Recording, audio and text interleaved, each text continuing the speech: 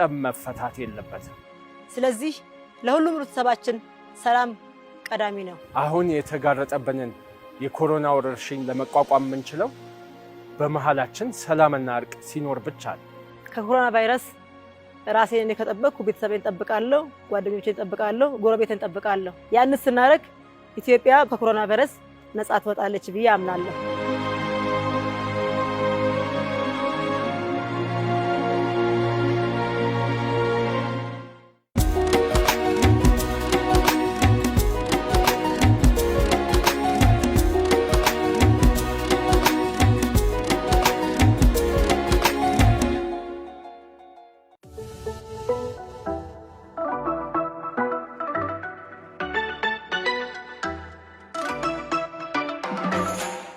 በጠቅላይ ሚኒስትሩ የሚመራው ኮቪድ-19 ወረርሽኝ ለመከላከል የተቋቋመው የሚኒስትሮች ኮሚቴ ብዙ ስራዎችን በንዑስ ኮሚቴዎች አማካኝነት ሲሰራ ሰነባብቷል። የተከናወኑትንም ስራዎች በተለያዩ መንገዶች ለህብረተሰቡ እንዲደርሱ ሲደረግም ቆይቷል። ይበልጥ በተቀናጀ መንገድ ደግሞ ለህብረተሰቡ ተደራሽ ለማድረግ ጋዜጠኞችም ማብራራት አለባቸው የሚሏቸውን ጉዳዮችም ለማስተናገድ በጠቅላይ ሚኒስቴር ጽህፈት ቤት ፕሬስ ሴክሬታሪያት አስተባባሪነት ባለ ሁለት ክፍል የሚኒስትሮች ኮሚቴ ውይይት ተዘጋጅቷል። የመጀመሪያው ክፍል ባለፈው ሐሙስ ሚያዝያ 8 ተካሂዷል። ይህም የጤና ንዑስ ኮሚቴ፣ የለይቶ ማቆያ ቦታዎች ንዑስ ኮሚቴ፣ የገቢ አሰባሰብ ንዑስ ኮሚቴ፣ የኢንፎርሜሽን ቴክኖሎጂ ንዑስ ኮሚቴ ሰብሳቢዎችን ጨምሮ በትምህርት ዘርፍ ላይም መረጃ ተሰጥቷል። ዛሬም ሁለተኛውን ክፍል ውይይት ከፕሬስ ሴክሬታሪያት ቋሚ ዘጋቢ ቡድን ጋዜጠኞች የተውጣጡ ጥያቄዎችን ለተወያዮች ቀርበው ጠለቅ ያለ መረጃ እንዲሰጡ ተመቻችቷል። የዛሬን ተወያዮች ለማስተዋወቅ ክቡር ምክትል ጠቅላይ ሚኒስትር አቶ ደመቀ መኮንን የኮቪድ-19 የሰላምና የሕግ አከባበር ንዑስ ኮሚቴ እንዲሁም የአስቸኳይ ጊዜ አዋጅ ኮሚቴ ሰብሳቢ፣ ክቡር አቶ አህመድ ሺዴ የኢኮኖሚ ጉዳዮች ንዑስ ኮሚቴ ሰብሳቢ፣ ክቡር አቶ ንጉሱ ጥላሁን የኮሚኒኬሽን እና ሚዲያ ንዑስ ኮሚቴ ሰብሳቢ እንዲሁም ክቡር አቶ ገዱ አንዳርጓቸው የውጭ ጉዳዮች ላይ ማብራሪያ ይሰጡናል። የዚህም ውይይት አመቻች ጋዜጠኛ አስተርቃቸው ወልዴ ሲሆን መድረኩን ለሱ ለቅለታለሁ። አመሰግናለሁኝ። አሁን ከተለያዩ የሚዲያ ተቋማት የተወጣጡ በተለይም የኮቪድ-19 ስርጭትን ለመክታት መንግስት የሚያደርጋቸውን ጥረቶች በተመለከተ እየተደረጉ ያሉ እንቅስቃሴዎችን፣ አጠቃላይ ሁኔታዎችን እንዲሁም ደግሞ ህብረተሰቡ የሚታዘባቸውን ጉዳዮች የተለያዩ የሚዲያ ተቋማት ለጠቅላይ ሚኒስትር ጽህፈት ቤት ፕሬስ ሴክሬታሪያት የላኳቸውን ጥያቄዎች ጠቅለል አድርገን ምላሽ እንዲያገኙ ለማስቻል እዚሁ ጥያቄዎችን እናነሳቸዋለን ማለት ነው። በቅድሚያ ላመሰግናችሁ ወዳለሁ ለጊዜያችሁ። ወደ እርሶ ልምጣና እርሶን ላስቀድም። እንደ አጠቃላይ በአገር አቀፍ ደረጃ ኮቪድ-19 ከመከሰቱ ከታወቀ ጊዜ ጀምሮ መንግስት የተለያዩ እርምጃዎችን ሲወስድና ውሳኔዎችንም ሲያስተላልፍ እንደነበር የምናስታውሰው ነው። በተለይም ማስፈጸሚያ አዋጆችን፣ ደንቦችን ከማርቀቅ ጀምሮ የተለያዩ ስራዎች ሲሰሩ ነበርና እንደ አጠቃላይ የቫይረሱ ስርጭት በሀገር ውስጥ መከሰቱ ከታወቀ ጊዜ ጀምሮ በመንግስት ሲሰሩ የነበሩ ጉዳዮችን እስቲ አጠር አድርገን እናንሳቸው። መንግስታችንን፣ ህዝባችንን በከፍተኛ ደረጃ ያሳሰብና ሰፊ የመከላከል ስራና እንቅስቃሴዎች እየተደረጉ ነው። በሀገራችን ወረርሽኙ በዓለም ደረጃ ታውቆና በዓለም ጤና ድርጅት ታውጆ ከዛ ጋር በተያያዘ በሀገራችን የመጀመሪያው የሚኒስትሮች ምክር ቤት ስለ ጉዳዩ አሳሳቢነትና ሀገራችን ይህን ለመከላከል የሚያስችላትን ዝግጅት እንድታደርግ ቀደም ብሎ ተደርጎ ነበር። ከዛውም ጋር በማያያዝ በጠቅላይ ሚኒስትሩ የሚመራ የሚኒስትሮች ኮሚቴ የካቢኔ አባላት የሚሳተፉበት አንድ ብሔራዊ ኮሚቴ ተቋቁሞ በዋነኛነት ስለ ወረርሽኙ በዓለም ደረጃ እያንዣበበ ያለውን በሀገራችንም ተሻግሮ እየገባ ያለውን ፈተና ለመቋቋም የሚያስችል ሰፊ አስተምሮ ስራ፣ ያንን መከላከል ሊደግፍ የሚችል የተለያዩ የአደረጃጀት ስርዓቶችን የመዘርጋትና በዛ ላይ ተመስርቶ በየጊዜው ለህዝብ እንቅስቃሴውን ይፋ እያደረጉ ለመጓዝ ነው የተሞከረው። በዛም ደረጃ አስተምሮን ለማስፋፋት የተለያዩ አስፈላጊ አደረጃጀቶችን ዘርግቶ ለመንቀሳቀስ የተደረገው ጥረት ህብረተሰባችን የሚያውቀው ነው። በጠቅላይ ሚኒስትሩ የሚመራው እና በሚኒስትሮች በንዑሳን ኮሚቴ ሰብሳቢነት የሚስተባበረው ይህ ኮሚቴ ከ6 በላይ ንዑሳን ኮሚቴዎች ያቀፈና እነዚህ እርስ በርሳቸው እየተመጋገቡ ወደ ታች ወደ ክልሎች እየተዘረጋ በህብረተሰቡ በዚህ ጥሪና በዚህ ዘመቻ ውስጥ የራሱን ድርሻ እንዲወጣ ለማድረግ ያመቻቸ ነበር። ብሔራዊ ኮሚቴው በዚህ ደረጃ ሲንቀሳቀስ የተለያዩ የህብረተሰብ ክፍሎች ምላሽ እና ዝግጁነት በየንዑሳን ኮሚቴዎቹ ያደረገው ተሳትፎም እንደዚሁ በአዎንታዊ መልኩ የሚታይ ነበር። የወረርሽኝ ከጊዜ ወደ ጊዜ የሚጠቁ ዜጎቻችን ቁጥር እየሰፋና የተጋላጭ ቦታዎችም እንደዚሁ የበለጠ አሳሳቢ እየሆኑ ሲመጡ በብሔራዊ ኮሚቴ የሚመራው አደረጃጀትና አሰራር እንደተጠበቀ ሆኖ በአስተምሮና ወረርሽኙን በማውገዝ ብቻ የሚቆም ባለመሆኑ በህግ ላይ የተመሰረተ የክልከላና የግዴታ ስርዓቶችን መዘርጋት አስፈላጊ እንደሆነ መንግስት ስላመነበት ከዚሁ ጋር በተያያዘ በከፍተኛ የመንግስት አመራር የሚመራ እንደዚሁም ሚኒስትሮች አባል የሆኑበት የሚኒስትሮች ኮሚቴ ተቋቁሞ የአስቸኳይ ጊዜ አዋጅ በዛ ማዕቀፍ ውስጥ ታውጆ አስቸኳይ ጊዜ አዋጁን ለማስፈጸም የሚያስችል ደንብም እንደዚሁ ተዘጋጅቶ ደንቡን መሬት ሊያስነኩና ከህብረተሰቡ ጋር ሆኖ አፈጻጸሙን ለማድረግ የሚያስችል ልዩ ልዩ መመሪያዎች ተዘጋጅተው ወደ ስራ እየተገባ ይገኛል። ይሄ ወረርሽኝን የመከላከል ወረርሽኙን የመቆጣጠርና ወረርሽኙ ሲያጋጥም አደጋውን ለመቀነስ በአሁኑ ሰዓት ከምንም በላይ አገራዊ አጀንዳ ነው። ሁሉንም ዜጋ፣ ሁሉንም ቤተሰብ፣ ሁሉንም ማህበረሰብ ህዝባችንን ያሳሰበ ጉዳይ ነውና በአዋጁ ውስጥ የክልከላ ስራዎች፣ የክልከላ ስርዓቶች ምን ምን እንደሆኑ በግልጽ ተቆጥሮ ተቀምጧል። በማስፈጸሚያ ደንቡም እንደዚሁ ከተያይዞ ደግሞ እንደዚሁ ማስፈጸሚያ ደንቡ የግዴታ እያንዳንዱ ዜጋ ኃላፊነት ሊወስድበት የሚችለው በማህበረሰብ ደረጃ ኃላፊነት ሊወስድባቸው የሚገቡ እያንዳንዱ ተቋም ሊወስድ የሚገባ ኃላፊነት ምን እንደሆነ እዛው ላይ በግልጽ ተቀምጦ በምክትል ጠቅላይ ሚኒስትሩ የሚመራው ይሄ ሚኒስትራል ኮሚቴ በአሁኑ ሰዓት ዝርዝር ደንቦችን በማዘጋጀት በአዋጁ መሰረት ከፌዴራል እስከ ወረዳ ድረስ ወጥ በሆነ ስርዓት ንዑሳን ኮሚቴዎች ተደራጅተው ስራውን ለመምራትና ለማስተባበር የሚያስችል ስርዓት ተዘርግቷል ማለት ነው። ይህም መሰረት ያደረገ ህግን የማስከበር ሁሉም ተባባሪ ሆኖ በኃላፊነት እንዲወጣ የሚያደርግ ሁኔታ እየተፈጠረ ነው። ለመነሻ ያህል እነዚህ ናቸው ዋና ዋናዎቹ ዝግጅቶች፣ አደረጃጀቶችና የመከላከል ስርዓቱ። መልካም። ምናልባት እነዚህን ጉዳዮች ካነሳን አይቀር እንግዲህ በሀገር አቀፍ ደረጃ ይህንን ወረርሽኝ ለመከላከል በዋናነት የሚያስፈልገው እንግዲህ የሀብት ማሰባሰቡም ስራም በተለይ የሀገሪቱን ኢኮኖሚ መሰረት ያደረገ የመከላከል ስራን ማስከተል ቀዳሚ እንደሆነ ይታወቃልና እስቲ በሀገር አቀፍ ደረጃ በዚህ ዘርፍ እየተሰራ ያለው ስራ ምን ይመስላል የሚለውን አቶ አህመድ ወደ እርስዎ ልምጣ። አመሰግናለሁ። ያው እንደሚታወቀው ኮሮና ወረርሽኝ በዓለም ደረጃ ማጋጠሙ ሲታወቅና ወደኛም ሀገር የመግባት ምልክቱ ከታወቀ ጊዜ ጀምሮ በማክሮ ኢኮኖሚ ኮሚቴው እንዲሁም ቁልፍ የሆኑ የኢኮኖሚ ተቋማት ጋር በማስተባበር ወደ ሀገራችን የኮሮና ወረርሽኝ እንዳይስፋፋ ለመከላከል የሚያስችል የፋይናንሲንግ ዝግጅት እንዲሁም ኢኮኖሚያዊ ተጋላጭነታችንን ለመቀነስ የሚያስችሉ ዝርዝር እቅዶች ተዘጋጅተዋል። በተለይ በመጀመሪያ ደረጃ ዝርዝር እቅድ የተዘጋጀው የኢመርጀንሲ እቅዱ ነው። የጤና እና እንዲሁም የማህበረሰብ በዚህ ምክንያት የሚጎዱ ማህበረሰብን ለመደጎም የሚያስችል ወደ 1.64 ቢሊዮን ዶላር እቅድ ተዘጋጅቶ ይሄ ማለት ምግብን፣ ውሃ አቅርቦትን እንዲሁም ቀጥተኛ ደግሞ የሕክምና ወጪዎችን እንዲሁም ህብረተሰቡን የማስተማር ስራ የተገናኙ ስራዎች ጋር አንድ ላይ ሁማኒቴሪያን እና ሄልዝ ኢመርጀንሲ ፕላን በዝርዝር አዘጋጅተናል። ከዚህ ጎን ለጎን ደግሞ የማክሮ ኢኮኖሚክ ሪስፖንስ ፕላን ተዘጋጅተዋል። ሁለቱም ከ4.5 ቢሊዮን ዶላር በላይ ጠቅላላ ወጪ የሚሸፍኑ ናቸው። እንደሚታወቀው የኮሮና ወረርሽኝ ከጤና አደጋነቱ በተጨማሪና በከፋ መልኩ የሰዎችን እንቅስቃሴ ስለሚገድብ ከፍተኛ የሆነ ኢኮኖሚያዊ ጫና ያስከትላል።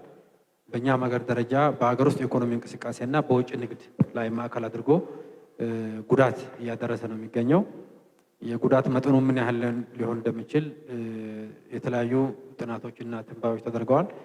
በአጠቃላይ ወደ 2 እስከ 3% ኢኮኖሚ እድገታችን ከዘንድሮ ማለት ነው ቅናሽ እንደሚያሳይ መተንበይ ተችሏል።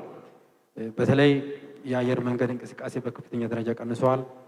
የቱሪዝም እንቅስቃሴ በከፍተኛ ደረጃ ቀንሷል። ከዚህ ጋር ተገናኝቶ አጠቃላይ በቱሪዝም ዘርፍ እና ሰንሰለት ያሉ የኢኮኖሚ እንቅስቃሴዎች በከፍተኛ ደረጃ የተቀዛቀዙበት ሁኔታ ነው ያለው። የውጭ ንግድ ኤክስፖርትም ፍላጎት በሌላ አገር በመቀነሱ እንዲሁም በአቅርቦት ሰንሰለት ላይ በተፈጠረ ችግር ምክንያት የተወሰኑ የኤክስፖርት ምርቶች ላይ በተለይ ኢንዱስትሪ ፓርኮች የሚመረቱ የተለያዩ አልባሳት የኤክስፖርት መጠንም ቀዝቅዟል። እንዲሁም የአበባ ኤክስፖርት ማለት ነው። ቡናና ሌሎች የመሳሰሉት መሰረታዊ ግብርና አሁንም እንደቀጠለ ነው ያለው። አንዳንዱ እንደውም የመጨመር አዝማሚያ ያለው ማለት ነው። ከዚህ በተጨማሪ በመንግስት ገቢ ላይም ከፍተኛ የሆነ ጫና አስከትሏል። ስለዚህ እንዲሁም ውጭ ሀገር ደግሞ ያሉ ኢትዮጵያኖች ወደ ሀገራችን የሚልኩት የሐዋላ ገንዘብም እንዲሁም ቅናሽ ያሳያል ማለት ነው። በአጠቃላይ በአገልግሎት ዘርፍ፣ በንግድ ዘርፍ እና ከኤክስፖርት ጋር የተገናኙ ዘርፎች ላይ ከፍተኛ ጫና ያስከትላል። በግብርናው ዘርፍ በተለይ በአነስተኛ ማሳ እና በእንስሳት ሀብት ልማት ላይ ብዙ ጫና እንደማያስከትል ነው እስካሁን ድረስ ያሉ ጥናቶችና ትንበያዎች የሚያሳዩት። በስራ እድል የተፈጠሩ ስራዎች መጥፋት ጋር ተገናኝተው ደግሞ ወደ 1.4 ሚሊዮን የሚሆን የስራ እድል ለአደጋ እንደተጋለጠ ትንበያዎች ያሳያሉ ማለት ነው። በተለይ እስከ 3 ወር እና ከዛ በላይ ከቆየ ማለት ነው። እንቅስቃሴ ሲገደብ የተለያዩ አገልግሎት መስጫ ተቋማት አገልግሎታቸው ያቋርጣሉ። እንዲሁም መካከለኛና አነስተኛ ንግድ ላይ አገልግሎት ሲቋረጥ ሰራተኛ መቀነስ ይኖራል። እንዲሁም በቱሪዝም ሰንሰለት ዙሪያ ያሉት የስራ እድል ፈጠራዎች ላይ ብዙ ኢምፓክት ይኖረዋል ማለት ነው። ስለዚህ በአጠቃላይ በስራ እድል ስጋት፣ በገቢ መቀነስ፣ በኤክስፖርት መቀነስ፣ አጠቃላይ ደግሞ በእድገት ደረጃ ከ2 እስከ 3% እድገት እንደሚቀንስ ይታወቃል። በሌላ መንገድ ደግሞ ከፍተኛ የሆነ የጤና ወጪ ያስከትላል። በሽታው ከተባባሰ የሚፈናቀለው የህብረተሰብ ክፍልም የተረጂ ቁጥርም ይጨምራል ማለት ነው። ከዚህ ጋር ተገናኝቶ በአጠቃላይ በጤናና በሰብአዊ እርዳታ እቅድ ከታቀፉት ውስጥ በመደበኛው ተረጂ ቁጥር 15 ሚሊዮን የነበረው በአሁኑ ጊዜ እስከ 30 ሚሊዮን እንደሚሆን ተገምቶ የምግብ አቅርቦት ቅድመ ዝግጅት የተካሄደበት ያለበት ሁኔታ ነው ያለው። እንዲሁም ኢኮኖሚውን ለመደጎም የሚያስችል ለማክሮ ኢኮኖሚያችን ድጋፍ መሆን የሚያስችል በአሁኑ ሰዓት ወደ 2.15 ቢሊዮን ዶላር የማሰባሰብ ስራ ከልማት አጋሮች የተሰራ ነው የሚገኘው። ይሄም በአጭር ጊዜ ከፍተኛ የልማት ፋይናንስ ከማሰባሰብ አንጻር በትልቅ ውጤታማ ስራ የተሰራበት ሁኔታ ነው ያለው። ከአይኤምኤፍ የበጀት ሰፖርት እና የባላንስ ኦፍ ፔመንት ሰፖርት፣ ከወርልድ ባንክ አዲስ የበጀት ሰፖርት እንዲሁም ከአፍሪካ ልማት ባንክ፣ ከአውሮፓ ህብረትና ከአሜሪካ፣ ከእንግሊዝ፣ ከቻይና ከተለያዩ ሀገሮች ፈረንሳይና ጀርመንን ጨምሮ የተለያዩ የፋይናንሲንግ የማሰባሰብ ስራዎች በከፍተኛ ደረጃ እየተሰሩ ነው የሚገኙት። እነዚህ የፋይናንሲንግ ስራዎችም በዋነኛነት አገልግሎት የሚውሉት ለጤናና ለሰብአዊ እርዳታ እንዲሁም በኢኮኖሚ መቀዛቀዝ ምክንያት የሚፈጠረውን ችግር በበጀት ድጋፍም በስራ እድል ፈጠራም ለማጠናከር እንዲሁም አጠቃላይ የውጭ ምንዛሪ አቅማችንን በማሳደግ ረገድ በከፍተኛ ደረጃ በሚያግዝ መልኩ ከፍተኛ የሆነ የፋይናንስ ስራ የተሰራ ነው ያለው። የአገር ውስጥም ህዝቡ በምግብ እና በፋይናንስ እንዲያግዝ ደግሞ ሰፊ ስራ ነው የተሰራ ያለው ማለት ነው። ከዚህ በተጨማሪ ክቡር ጠቅላይ ሚኒስትራችን ከሌሎች የአፍሪካ ሀገርና የዓለም መሪዎች ጋር በጋራ በመሆን አዳዲስ ፋይናንስ ድጋፎች እንዲመጡ ዓለምን ከማስተባበር በተጨማሪ የነበሩት ዕዳዎችም እንዲሸጋሸጉ እንዲሰረዙ የተለያዩ ጥረቶች የተደረጉ ነው ያሉት። በዚህ ረገድም በቅርቡ በጂ20 የሚባሉ አባል ሀገራት የዘንድሮ የሚከፈለውን የዕዳ መጠን ወደ ቀጣይ ዓመታት እንዲከፈል ሽግሽግ በማድረግ ላይ ነው የሚገኙት። ይሄም የዕዳ ጫና በማቃለል ኢኮኖሚውን የሚያግዝ ነው የሚሆነው። ስለዚህ በፋይናንሲንግ ረገድ ከህዝቡም ከመንግስትም አቅም እንዲሁም የልማት አጋሮችን አንድ ላይ በማቀናጀት ለሰብአዊ እርዳታ፣ ለጤና ወጪና አጠቃላይ ደግሞ ኢኮኖሚውን ለመደጎም የሚያስችል ፋይናንሲንግ ከማመቻቸት አንጻር ከፍተኛ የሆነ የሀብት ማሰባሰብ ስራም ተጠናክሮ የቀጠለበትና ከመጀመሪያ አቅነን ከነበረው በላይ ጥሩ አፈጻጸም ያለበት ደረጃ ነው ማለት ይቻላል። አመሰግናለሁ። አመሰግናለሁኝ። ምናልባት በተለይ ይህ የወረርሽኝ በሀገራት ደረጃ የሀገራትን ኢኮኖሚ የሚፈታተን የሚገዳደር መሆኑ የሚታመን ነው። ሀያላኑ ጋር የምንመለከተው ይህ ነውና በርካታ ጥያቄዎችም እዚህ ላይ ያተኩራሉት። በተደጋጋሚ ተመልሼ ልመጣ እችላለሁ። አሁን ወደዚህ ልዞርና ምናልባት በተለይ በርካታ ኢትዮጵያውያን በመላው ዓለም በህይወት አጋጣሚ ይኖራሉ፣ በተለያዩ ሀገራት ይኖራሉና የቫይረሱ ወረርሽኝ ደግሞ ኢትዮጵያውያን በሚኖሩባቸው አካባቢዎች በተለይ ከፍተኛ ጉዳት እንዳያስከትል ከማድረግ አኳያና ሀገሪቱም የምትከተለው ዜጋ ተኮር ዲፕሎማሲ እንደመሆኑ መጠን ዜጎችን የመታደግ ስራ ላይ የሚሰራው ስራ ምን ይመስላል? በተለይም የኢትዮጵያ ሚስዮኖች በሚገኙባቸው ሀገራት ኢትዮጵያውያንን ከመታደጉ አኳያ እስካሁን ድረስ የተሰራው ስራ ምን ይመስላል የሚለውን ጠቅላላ አድርገን ነው። እንግዲህ ይሄ ኮቪድ-19 ከተከሰተ ወዲህ እየተሰራ ያለው ስራ ከኢትዮጵያውያን ጋር በተያያዘ በተለይም ምንድነው የመጀመሪያው ስራ የበሽታው መተላለፊያ መንገድ እና መከላከያ መንገዶቹ ምንድናቸው የሚለውን ስለ በሽታው መረጃ የሚያገኙበትን ሁኔታ መፍጠር ነው። በውጭ የሚኖሩ የኢትዮጵያ ሚስዮኖች ኢትዮጵያውያንና ትውልደ ኢትዮጵያውያን በተለያየ መንገድ እያገኙ ከዚህ በሽታ ራሳቸውን ቤተሰባቸውን እንዲጠብቁ እንደዚሁም ደግሞ የየሀገሮቹ መንግስታት የሚያወጧቸውን መመሪያዎች እና ስርዓቶች ተከትለው ራሳቸውን እንዲጠብቁ ለማድረግ ሰፊ ስራ እየተሰራ ነው። እንግዲህ ከሞላ ጎደል ባለፉት 2 ወራት አካባቢ ዋና የትኩረት ስራ ተደርጎ ተይዞ እየተሰራ ያለው ዜጎችን መረጃ እንዲደርሳቸው ማድረግና ራሳቸው ከዚህ በሽታ እንዲጠብቁ ማድረግ አንዱ የመጀመሪያው ጉዳይ ነው። ሁለተኛ እንደገና ደግሞ በውጭ የሚኖሩት ኢትዮጵያውያን የተለያዩ ችግሮች የሚያጋጥማቸው ሰዎች አሉ። እርስ በርሳቸው እንዲደጋገፉ የማድረግ የተሻሉት በኢኮኖሚም በተለያየ መንገድ አቅም የሚያንሳቸው ወገኖቻችንን እንዲደግፏቸው የማድረግና እርስ በርስ የመረዳዳት የመደጋገፍ ስራ እንዲሰራ የማድረጉን ሚስዮኖቹ ግንባር ቀደም አስተባባሪ ሆነው እየተሰራ ያለ ስራ ነው። ከዛም አልፎ ደግሞ ወደ ሀገር ቤት ቁሳቁስ ገንዘብም ከኢትዮጵያና ከትውልደ ኢትዮጵያ እንዲሁም ከሌሎች ሀገሮች ድርጅቶች፣ ግለሰቦች የሚገኝን ገንዘብ ይሁን ማቴሪያል የማሰባሰብና ወደ ሀገር የመላክ ስራ ትኩረት ተሰጥቶ እየተሰራ ነው እና ይህንን አስቸጋሪ በሽታ በሀገር ውስጥ ለመከላከል የሚደረገው ጥረት አካል ሆነው ሚስዮኖቹ በውጭ እንዲሰሩ ለማድረግ ነው እየተሰራ ያለው። በጣም ነው የማመሰግነው። ምናልባትም ደግሞ የቫይረሱን ወረርሽኝ ኢትዮጵያውያን በንቁ ተሳትፎ ከጤና ባለሙያዎችና ከመንግስት አካላት የሚመጡ መመሪያዎችን በመተግበር ረገድ ወረርሽኙን ለመከላከል የሚደረገው ጥረት ላይ ትልቁ ክፍተት እስካሁን ድረስ በነበረው የመረጃ እጥረት ነው እና በተለይ የአኗኗር ዘይቤያችንም ጭምር ከዚህ የቫይረሱ ባህሪ ጋር አብሮ አይሄድም እና ህብረተሰቡ ግንዛቤው እንዲጨምር ከማድረግ አኳያ የተለያዩ በመንግስት የሚወጡ መረጃዎችና የጤና ባለሙያዎች ምክሮች ህብረተሰቡ ጋር ታች ድረስ ደርሰው ተግባራዊ እንዲሆኑ ከማድረግ አኳያ እስካሁን ሲሰራ የነበረው ስራ ምን ይመስላል? አቶ ንጉሱ። እሺ፣ አመሰግናለሁ። ያው እንደዚህ አይነት ወረርሽኝ ይሁን ሌላ የተፈጥሮ አደጋ ወይም ሰው ሰራሽ ክስተት ሲከሰት የቀውስ ሁኔታ በሚስተዋልበት ጊዜ ዋናው ነገር ትክክለኛ መረጃ ለህብረተሰቡ ማድረስ እና የቀውስ ጊዜ ኮሚኒኬሽን ወይም የተግባቦት ስራ መስራት በጣም ወሳኝ ነው። ከዚህ ወረርሽኝ አኳያ ከተቋቋሙት ንዑሳን ኮሚቴዎች ውስጥ የሚዲያና ኮሚኒኬሽን ንዑስ ኮሚቴ አንደኛው ኮሚቴ ነው። ይሄ ኮሚቴ 4 ዋና ዋና ተግባራትን ለመተግበር አቅዶ ተንቀሳቅሷል።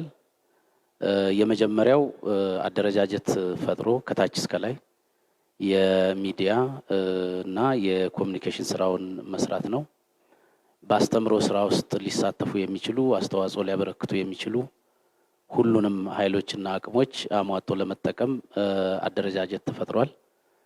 በታች እስከ ታች ድረስ የሚወርድ የኮሚኒኬሽን መዋቅሩን በጤናው ዘርፍ ያለው የህዝብ ግንኙነት ባለሙያዎችን ያካተተ የመጀመሪያ አደረጃጀት ተፈጥሮ ግንዛቤ በጉዳዩ ላይ ግልጽነት ተይዞ ወደ ስራ እንዲገባ ነው የተደረገው።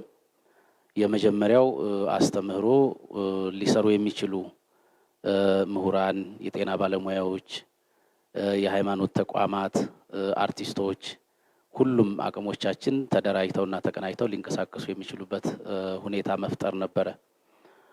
ከዛ በመቀጠል የመረጃ መስጠት ነው። ህብረተሰቡ በእንደዚህ አይነት ወቅት ትክክለኛ መረጃ ካላገኘ ጉዳዩን በልኩ አይረዳውም፣ በተገቢው አይጠነቀቅም። የተዛቡ መረጃዎች ካሉ እነዚህንም ይዞ የተሳሳተ ሁኔታ ላይ ወድቆ የከፋ ጉዳት ሊመጣ ይችላልና በትክክለኛው ሰዓት ትክክለኛው መረጃ የመስጠት እቅድ ታቅዶ በጤና ሚኒስቴር አማካኝነት በየ24 ሰዓቱ ስለ ወረርሽኙ ስለ ክስተት ቢኖርም ባይኖርም ለህብረተሰቡ መረጃ የሚሰጥበት ከዛ በተረፈ የመንግስት ውሳኔዎች፣ አቅጣጫዎች ለህብረተሰቡ የሚገለጹበት አፈጻጸሞች የሚገለጹበት በጠቅላይ ሚኒስትር ጽህፈት ቤት አንድ አደረጃጀት ተፈጥሮ ወደ ስራ እየተገባበት ነው። በሶስተኛ ደረጃ የተሳሳቱ መረጃዎች በእንደዚህ አይነት ቀውስ በሚከሰትበት ጊዜ ከተለያዩ ምንጮች ሊመጡ ይችላሉና እነዚህ ደግሞ ህብረተሰቡን የማደናገር አቅማቸው በጣም ከፍተኛ ነው። ይሄንን ለመግታትና ትክክለኛው ድምዳሜ ላይ ህብረተሰቡ እንዲደርስ ለማድረግ የተሳሳቱ መረጃዎችን ነቅሶ በመዳሰስ ሞኒተር በማድረግ እንዲስተካከሉ የማድረግ ስራ አንደኛውና ሊታለፍ የማይገባው ጉዳይ በመሆኑ ይሄም የራሱ አደረጃጀት ተፈጥሮለት ስራ እየተሰራ ነው ማለት ነው። ስለሆነም ህብረተሰቡ አንድም በአስተምሮ ግንዛቤውን እንዲያሳድግ ከግንዛቤ አኳያ በወረርሽኙንና ቫይረሱን የተመለከቱ ጉዳዮች ብቻ ሳይሆን መንግስት የሚያስቀምጣቸው አቅጣጫዎች፣ ውሳኔዎች የአስቸኳይ ጊዜ አዋጁንም ከሱ የመነጨውን ደንብም ከዛ የመነጩ መመሪያዎችንም የማሳወቅና የማስገንዘብ ህብረተሰቡ እንዲረዳቸው እንዲገነዘባቸውና እንዲተገብራቸው ለማድረግ ከዛ በዘለለ ደግሞ ወቅታዊ የአገራዊ ሁኔታዎችን መረጃ በመስጠት ለህብረተሰቡ የተደራጀና የተቀናበረ መረጃ እንዲኖረው ኢንፎርሜሽን እንዲኖረው የማድረግ ስራ ነው። ይሄ እስካሁን ጊዜ ድረስ በሁሉም ደረጃዎች በተለይም በማዕከል ይሄንን የሚመራው ኮሚቴ እውቅና ከሰጠ በኋላ ህብረተሰቡ የሚያደርጋቸው አስተዋጽኦችም ድጋፎችም ሊደረጉ የሚገባቸው ጥንቃቄዎችም ሁሉንም ለህብረተሰቡ በተቻለ መጠን በወቅቱ መረጃ ለመስጠት ተሞክሯል። በዚህም ምክንያት ከግንዛቤ ማኳያ የሚጎድሉ ነገሮች ቢኖሩም ህብረተሰቡ መገንዘብ ማወቅ እና መረዳት የሚገባውን ጉዳይ የማሳወቅ ስራ ከታች እስከ ላይ በየአካባቢው በብሔር ብሔረሰቦች ቋንቋ በአካባቢ ሚዲያዎች እና በተለያዩ አማራጮች የማስተማሩ ስራ ተጠናክሮ እንዲቀጥል ተደርጓል። የማስገንዘብ ስራም ሲሰራ ቀጥሏል ማለት ነው። እስካሁን ባለው ሁኔታ ይሄንን ይመስላል። በጣም ነው የማመሰግነው። እንግዲህ በዚህ ደረጃ በሀገር አቀፍ ደረጃ ወረርሽኙን የመከላከል ስራ እየተሰራ ያለበትን ሂደት ለመመልከት ችለናል። አሁን ደግሞ ለጠቅላይ ሚኒስትር ጽህፈት ቤት ፕሬስ ሴክሬታሪያት ከተለያዩ የሚዲያ ተቋማት የመጡ ጥያቄዎችን እና ምላሽ የሚያገኙበትን መንገድ በዚሁ በዝርዝር የምንመለከት ነው የሚሆነው። በቅድሚያ ግን ወደ እርሱ ልምጣና አቶ ደመቀ ከህግ ማስከበርና ደህንነት ጋር ተያይዞ ያሉ ጥያቄዎችን ነው ማነሳሉት። በዋናነት በሀገር አቀፍ ደረጃ ይህንን ቀደም ሲል እርሶ የሚያነሷቸውን የአሰራር ስርዓቶች ተዘርግተው ወደ ተግባር ከተገባ በኋላ ከፌዴራል እስከ ክልል ድረስ ያለው የቅንጅት ስራ ምን ይመስላል? በአሁኑ ሰዓት ስለ ወረርሽኙ ባህሪ አደገኝነቱንና መተላለፊያ መንገዶቹ የመከላከያ መንገዶቹ በዛ ዙሪያ ሊፈጠር የሚገባ ግንዛቤና ከላይ እስከታች ኃላፊነት ወስዶ ለመንቀሳቀስ የሚያስችል የአስተምሮ ስራ ቀደም ብሎ ተጀምሯል። ያ ስራ ተጠናክሮ እየቀጠለ ነው። ልዩ ልዩ ተቋማት፣ የሃይማኖት ተቋማት፣ የተለያዩ የህብረተሰብ አደረጃጀቶች፣ ሚዲያው ኃላፊነት በተሞላበት ሁኔታ ይህንን ግንዛቤ መፍጠርና የማስፋፋት ስራ ብዙ ጥረት ተደርጓል። የተፈጠረም ግንዛቤ አዎንታዊ ውጤቶችም እየታዩ ነው። ሁለተኛው ይህንን በአስተምሮ ብቻ ሳይሆን አስገዳጅነት ይጠይቃል። ለዜጋ፣ ለሀገር፣ ለማህበረሰብ ሲባል የወጣውን የአስቸኳይ ጊዜ አዋጅ በግልጽ በሆነ የአፈጻጸም ስርዓት እንዲከበር የክልከላ ጉዳዮችና የግዴታ ጭብጦች ምንድናቸው የሚለውን እነዚህን እያንዳንዱ ዜጋ ሊያውቃቸውና ሊመራባቸው ሊያከብራቸው እንዲችል የሚያደርጉ መመሪያዎች እንደዚሁ ተዘጋጅተው ይህን ሊፈጽሙ የሚችሉ አደረጃጀቶች እስከ ወረዳ ድረስ ተሰይመው በዛ ላይ ግንዛቤ ፈጥረው አስፈጻሚውና ህዝቡ እየተደማመጠ ያንን የመከላከል ስራ ውጤታማ ለማድረግ የተጀመረ እንቅስቃሴ አለ። እስካሁን የመጣንበት በአብዛኛው ግንዛቤውን በመፍጠርና ሁሉም ተዋናዮች በባለቤትነት እንዲንቀሳቀሱ ለማድረግ ዋና ትኩረት ሆኖ በወጡት መመሪያዎችና የክልከላና የአስገዳጅ ስራዎች ላይ ደግሞ የሚተላለፉ አካላትን መጀመሪያ እያስተማሩ ሁለተኛ ደግሞ ተጠያቂነትን በህግ መሰረት እንዲኖር ለማድረግ የተጀመሩ ስራዎች አሉ። የአስቸኳይ ጊዜ አዋጁ በደንቡና በመመሪያው መሰረት ተግባራዊ እንዲሆን በአሁኑ ሰዓት የሃይማኖታዊ በዓላትና የተለያዩ ሁኔታዎች ጎን ለጎን ይከበሩ ስለነበረ በአንዳንድ የህግ ማስከበር ስራዎች ላይ ፈታኝ ሆኖ ቆይቷል። ባለፉት ጥቂት ቀናት ለምሳሌ በገበያ ቦታ የተቀመጠው መከበር ያለበትን ስርዓት ጠብቆ ለመስራት ጥሩ የግብይት ሂደቶች የታዩትን ያህል እጅግ የሚበዛው በመዘናጋትና በተለመደው አካሄድ ግብይት ሲፈጸም ይስተዋላል። እንደዚሁም ደግሞ ጊዜው የቆየ እየዋለ እያደረ ሲሄድ የመዘናጋትና የመላመድ ነገሮችም እንደዚሁ ይስተዋላሉ።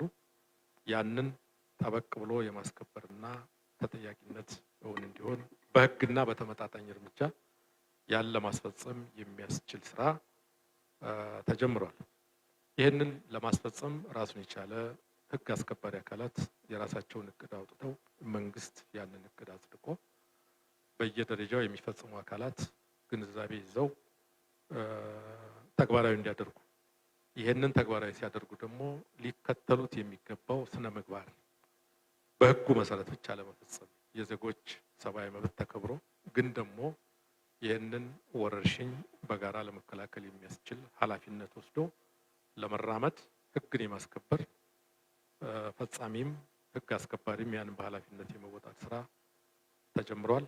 ይህን የበለጠ ማስፋፋት ከዳር እስከ ዳር የክልከላ ስርዓቱና የግዴታ ጭብጦቹ ተከብረው እንዲፈጸሙ ማድረግ ያስፈልጋል። በአንዳንድ ተቋማት በአንዳንድ ክልሎች ይሄ እንቅስቃሴ አዎንታዊና ሌላውን በሚያስተምር ደረጃ ይታያል። በአንዳንድ ህብረተሰቡ የሚገናኝባቸው ማህበራዊ ግንኙነት የሚስተዋልባቸው ላይ ያንን ሳያከብሩ መንቀሳቀስና መፈጸም ይስተዋላል።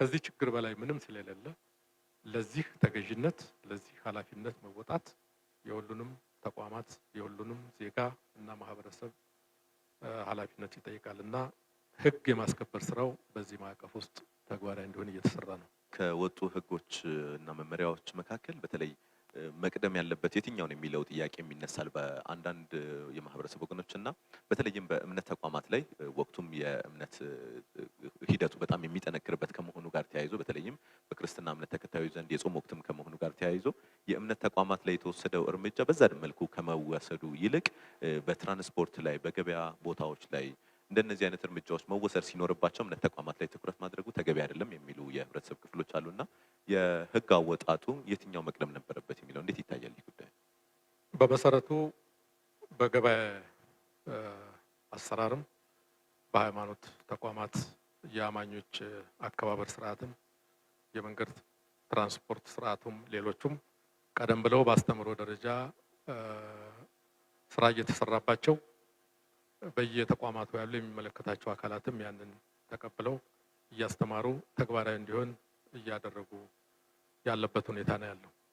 ከመመሪያዎች አፈጻጸምና አዘረጋግ አኳያ አንደኛው ዘግይቶ ሌላው ቀድሞ ወደ ትግበራ አልተዘረጋም። ሁሉም አስፈላጊ የሆኑ የትራንስፖርት ስርዓታችን ምን ይሆን፣ የእምነት ተቋማት አከባበር ምን ይሆን፣ የቀብር ስነ ስርዓት አፈጻጸም፣ በኮቪድ-19 የደረሰን አደጋ እንዴት ይሄንን ተግባራዊ እናርግ፣ የግብይት ስርዓቶቻችን ምን ይሆኑ የሚለው ቀድሞ ተጀምሯል። ያንን የተጀመሩ ስርዓቶች በህጉ በተቀመጠው አካሄድ መሰረት ተግባራዊ የማድረግና ያለማድረግ ልዩነቶች ተፈጥረዋል። ቀድሞ ባስተምሮ የተዘረጋውን ኋላ በህጉ አሟልቶ ደግሞ መመሪያዎች ተከታትለው ወደ ታች እንዲዘረጉና እነዛንም ተግባራዊ ለማድረግ የሚያስችል አሰራር ተዘርግቷል። እዛ ላይ ልዩነቶች ምንድናቸው ብለን ከወሰድን በሃይማኖት ተቋማት እውነት ለመናገር ቀደም ብለው በጉዳዩ ላይ ኃላፊነት ወስደው የጋራ ግንዛቤ ተፈጥሮ እጅግ አማኞችን በመታደግና ይህንን ወረርሽኝ ለመሻገር የሚያስችል ኃላፊነት የተሞላበት ስራ ሰርተዋል። ያንን እውቅና መስጠትና አክብሮት መቸር ይገባል ብዬ አምናለሁ። በሁለተኛ ደረጃ በትራንስፖርትም ሆነ በሌሎች የተጀማመሩ ስራዎች ግን ደግሞ ሙሉ በሙሉ በክልሎችና በፌደራል የተለያየ አፈጻጸም ስርዓት እንደዚሁ አጋጥሞ የነበረውን ወጥ የሆነ ስርዓት እንዲዘረጋ ለማድረግ በተጀመረው ያለው እንቅስቃሴም እንደዚሁ በጥሩ ደረጃ ተጀምረዋል ማለት ይቻላል።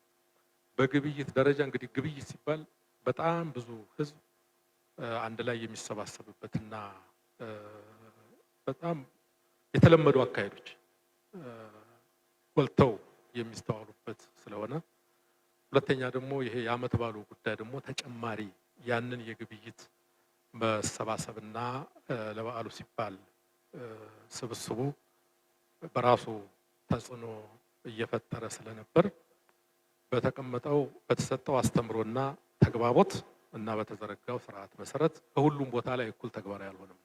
በአንዳንድ ቦታ አዲስ አበባ ላይ ካየን እጅግ የሚገርም ለምሳሌ የእንስሳት ግብይት አካባቢ ላይ ካየን ወዲያው ነው የተቀመጠውን ስርዓት ተግባራዊ ሲያደርጉ የተስተዋለበት አለ። አንዳንድ ትልልቅ ገበያዎች ላይ ደግሞ የድሮ አይነት የተስተዋለበት አለ። የመመሪያዎች መቀዳደም ሳይሆን ያንን ተገቢ ግንዛቤ ተፈጥሮ ሁሉም እንዲመራበት ሁሉም እንዲፈጽመው ለማድረግ የተፈጠረ ክፍተት ነው። ተቋሞቹ ለምሳሌ የሃይማኖት ተቋማት አማኞቹ መሪዎቹ ሃይማኖት መሪዎቹ ራሳቸው ተቀብለው አማኙን አስተምረው በዚህ መልክ እንሂድ ብለው የሄዱበት በሚገርም ሁኔታ ተግባራዊ ሆኗል። ግብይት ላይ እንግዲህ እዛ ላይ ዋናውን አሰራር ሁሉም ተገንዝቦ የሚፈጽመው ካልሆነ በስተቀር አንድ ራሱን የቻለ ለየት ያለ ተቋም ሁሉንም አስገድዶ የሚፈጽማል ብሎ መውሰድ አይቻልም። ከዛ አኳያ ነው ገበያ ላይ በዓሉና ሌሎች ልማዶች ተዳብረው በሚፈልገው መልክ አንዳንድ ቦታ ላይ ያልሄደ ለሚቀጥለው ትኩረት የሚጠይቅ በሌሎች አካባቢዎች ላይ ደግሞ የተጀመረው አዎንታዊ ውጤት የታየበት ተጠናክሮ መስፋፋት ያለበት እንደሆነ መወሳት አለበት የምንለው።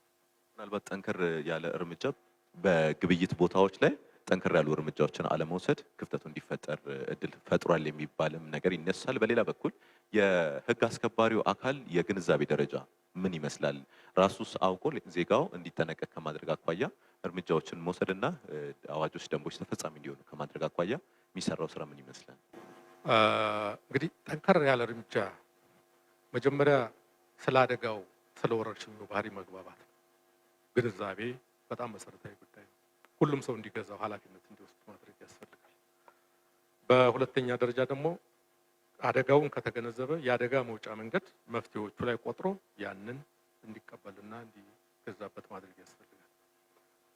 በዚህ ደረጃ ከግብይት አኳያ ከተመለከት ነው ይሄ በመቆየት ሂደት ውስጥ የመዘናጋት ያልነው ነገር በግብይቶቹም ላይ ቤት አብዛኛው ሰው ሳይወጣ በቤቱ እንዲውል ይመከራል።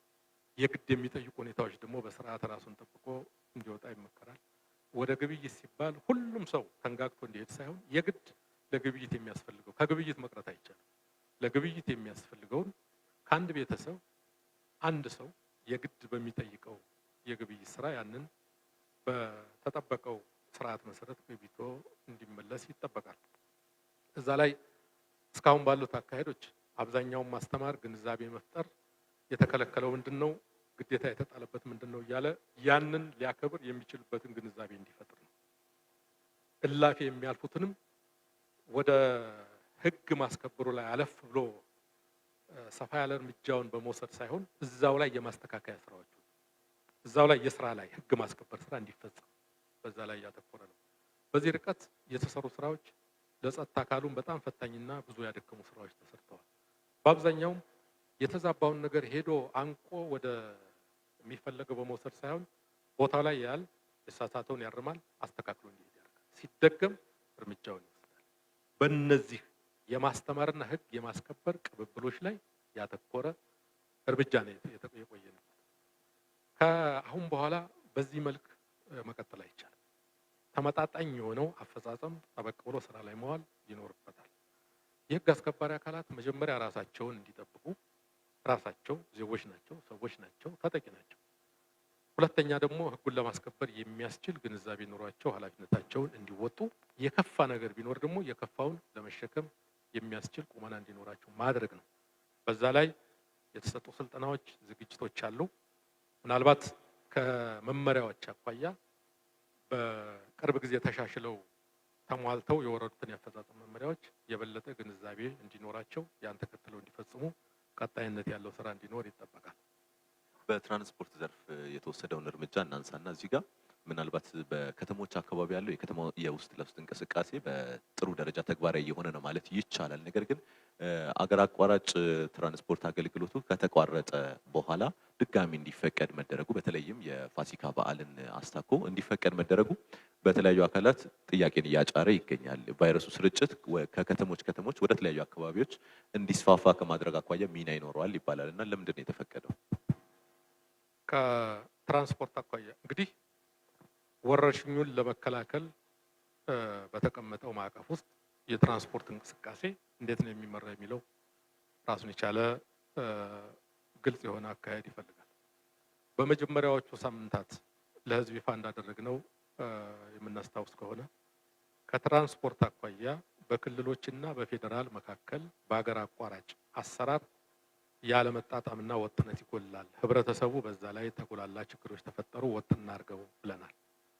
በሁለተኛ ደረጃ የሚፈለገው በብዛት ከቤት አለመውጣትን ነው። የሚፈለገው በብዛት ወደ ጉዞ አለመውጣትን ነው።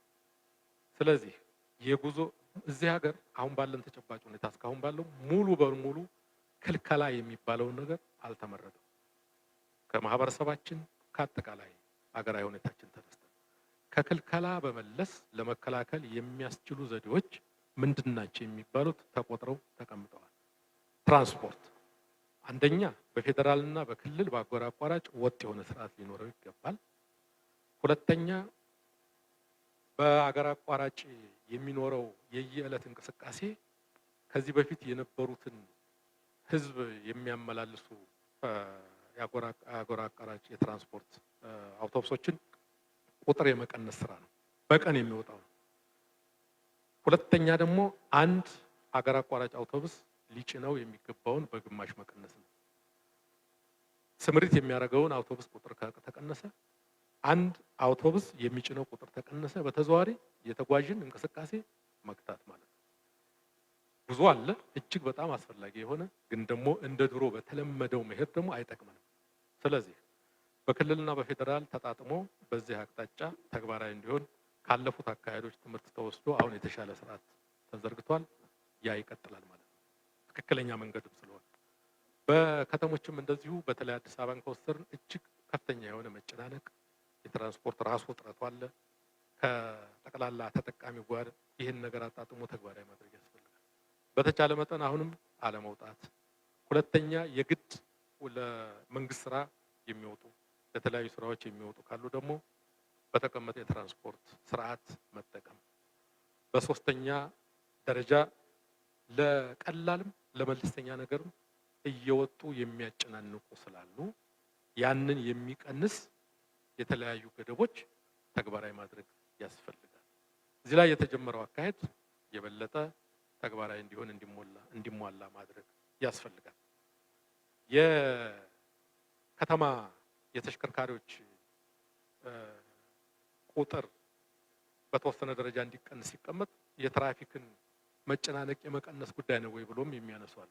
የሚፈለገው አብዛኛው ሰው ወደ ተለያየ ቦታ እንቅስቃሴውን እንዲቀንስ ማድረግ ነው። አንዱ መንቀሳቀሻ መንገድ ተሽከርካሪ ነው። ተሽከርካሪ የሚይዘው ይቀነሳል፣ የሚወጣውን በተወሰነ ደረጃ ያ ትንሽ ገደብ እንዲደረግ ይደረጋል። እነዚህ ተጠራቅመው እንቅስቃሴያችንን እንገድባለን። በየቤታችን ማድረግ ያለብን እናደርጋለን። እንደ በሽታው እንደ ወረርሽኙ ባህሪ ደግሞ ተመጣጣኝ አፈጻጸም ወደፊትም ተግባራዊ እናደርጋለን ማለት ነው። ይቅርታ ላቋርጦትና እዚህ ጋር አያይዘው እንዲያነሱልኝ የምፈልገው በተለይ አሁን በቅርብ ጊዜ ከተወሰኑ ውሳኔዎች መካከል አንዱ በከተማ ውስጥ የቤት መኪኖች እንቅስቃሴ በሙሉ ቁጥርና በጎደሎ ቁጥር በተለያዩ ቀናት እንዲወጡ የሚደረገው ውሳኔ ይታወሳልና ምናልባት የቫይረሱን ስርጭት በምን ያህል ደረጃ ሊቀንስ ይችላል? በርካታ ሰዎች የግል ተቋማት ላይ ተቀጥረው የሚሰሩ ሰዎች በራሳቸው ተሽከርካሪ እየተንቀሳቀሱ የሚሄዱ የሚወጡ አሉና እነሱ ላይ ስራቸው ላይ ጫና ከማሳደር አኳያ እንዴት ታይቷል? በቅርብ ጊዜ የወጣው መመሪያ ቀደም ሲል ከነበሩት አሰራሮች ግብአቶችና ልምዶችን ወስዶ በተቻለ መጠን ለአሁኑ ጊዜ የሚመጥን የመከላከል የመቆጣጠር አቅም ሊፈጥር እንዲችል ተደርጎ የተዘጋጀ ነው። በዛ ላይ በከተማ ደረጃ አሁንም በሙሉ ቁጥርና በጎደሎ ቁጥር ስርዓት መዘርጋት ለግል ተጠቃሚዎች ምናልባት ይሄ አሁንም እንቅስቃሴን የመግታት በቤት እጅግ አስገዳጅ ባልሆነ ጉዳይ በቤት የመዋልን አማራጭ የማበረታታት አካሄድን ተግባራዊ ከምናደርግባቸው ተጽዕኖ መፍጠሪያ መንገዶች አንዱ ይሆናል በሚል ነው ማለት ነው። አንድ ነገር መውሰድ ያለብን ለምሳሌ አዲስ አበባን ሎክዳውን እናርግ ቢባል ምንም አይነት እንቅስቃሴ አይኖርም። አሁን ግን ሙሉ በሙሉ አይዘጋም። በተወሰነ እንቅስቃሴ ውስጥ ወረርሽኙን ለመከላከል የሚያስችለን የምንቆጠባቸውን አካሄዶች እንከተላለን ማለት ነው። በዛ ላይ በጭነት አቅም፣ በስምሪት አይነት እና በሌሎች እንቅስቃሴዎችን በሚገቱ ሁኔታዎች ላይ ተግባራዊ ማድረግ ያስፈልጋል ማለት ነው። በዓለም ላይ ካለው ልምድና አሁን እኛ ሀገርም እየተስፋፋ ካለው የወረርሽኝ ባህሪ አኳያ እንዲህ አይነት አፈጻጸሞች በጣም ወቅታዊና ተገቢነት ያላቸው እንቅስቃሴን ለመግታት የሚያስችሉ እንቅስቃሴ መግታት ሲባል ደግሞ እያንዳንዱ የሚወጣው ሰው ብቻ ሳይሆን ሕግ አስከባሪ አካሉ ለመቆጣጠር የሚያስችለውን አቅም ለመፍጠርም ስለሚያስችል ማለት ነው። የሀገር አቋራጭን እንዴት አድርገን ለመቀነስ ለመገደብ እንደሞከርን አስቀምጠናል። ከተማ ውስጥ ያለን እንቅስቃሴም ከዚያ አኳያ ለመገደብ የሚያስችሉ አማራጮችን እንከተላለን። ሕግ አስከባሪ አካላት ለመቆጣጠር የሚያስችላቸውን ጫና እንቀንስና ተመጋጋቢ ሆነው ይህንን አደጋ ለመሻገር የሚያስችል አቅም እንፈጥራለን። እዛ ላይ የሚፈጠሩ የተለያዩ ፐርሰናል ጫናዎች፣ የፕሮግራም መዛባት ጉዳዮች ሊያጋጥሙ ይችላሉ። ሆነን ለመናገር ግን ከዋናው አደጋ ጋር ሲመዘን ይሄ በጣም መለስተኛና ጊዜያዊን ችግር ተቋቁሞ ዋናውን ችግር ለመሻገር የሚያስችል መፍትሄ ላይ ሁላችንም መሰለፍ ይኖርብናል ማለት ነው። በጣም አመሰግናለሁ። ሌሎች ጥያቄዎችን ይዤ እመለሳለሁ። አሁን ወደ አቶ አህመድ ልመለስና ምናልባት የወረርሽኙ በዓለም አቀፍ ደረጃ የዓለምን ኢኮኖሚ በከፍተኛ ሁኔታ የሚጎዳ እንደመሆኑ መጠን በተለይ በሀገር አቀፍ ደረጃም የተቀመጠው ነገር ምን ይመስላል? እንደ ስጋትም የተቀመጠው ነገር ማለት ነው። ጥናትም ተጠንቶ ከሆነ በእናንተ ተቋም በኩል የዓለም የገንዘብ ተቋም አይኤምኤፍን ጨምሮ የተለያዩ አካላት ጥናቶችንም ግምቶችንም እያስቀመጡ ይገኛሉ እና እንደ ሀገር ኢኮኖሚ ላይ ምን ያህል ጫና ሊያሳድር ይችላል? በየትኛው መስክስ ነው ከፍተኛ ጫና ሊያሳድር የሚችለው የሚለውን ነገር እስቲ እናንሳ። ጥሩ አመሰግናለሁ። እንግዲህ የኮሮና ወረርሽኝ ከበሽታነቱ በተጨማሪ በጣም አሳሳቢ የሚያደርገው እና ትልቅ በሽታ የሚያደርገው ኢኮኖሚ እንቅስቃሴ የሚገድብ መሆኑ ነው።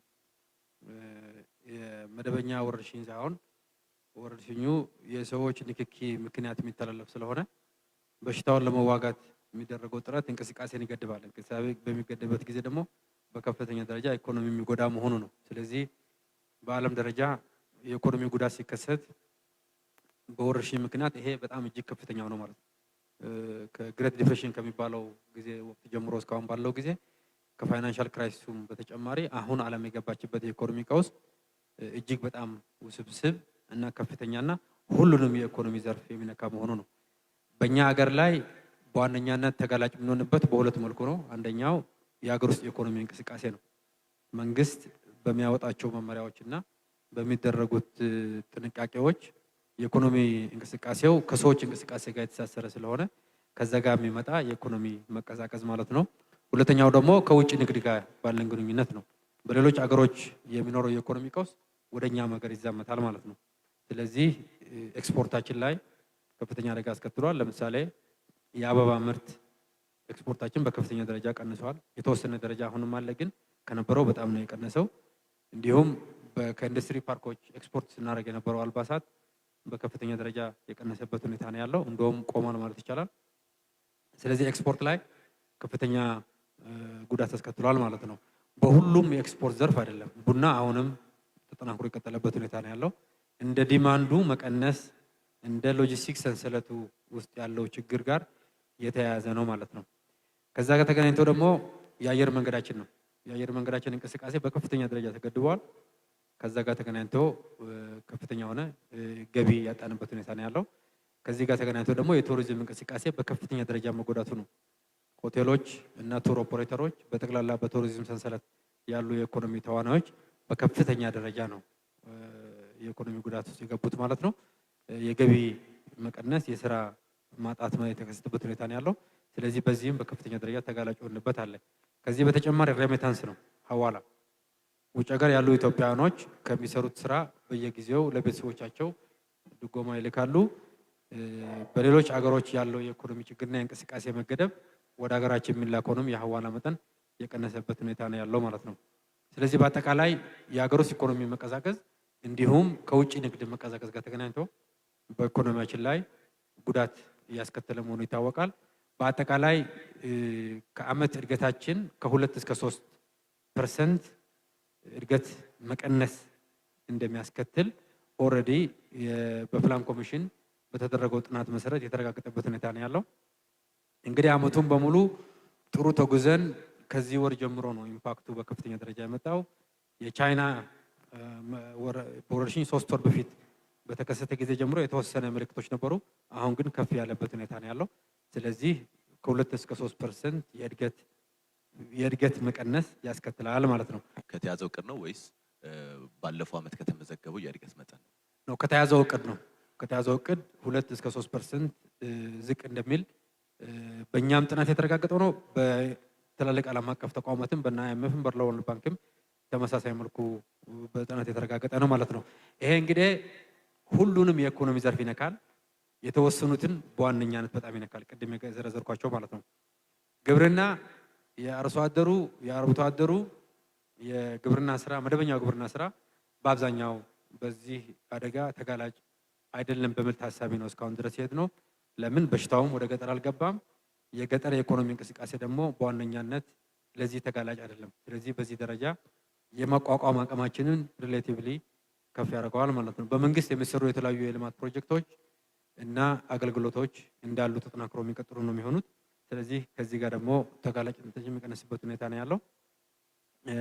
እንዲሁም በሎጂስቲክስ ሰንሰለት ያለን እንቅስቃሴም እስካሁን ድረስ ችግር የገባበት ሁኔታ የለም።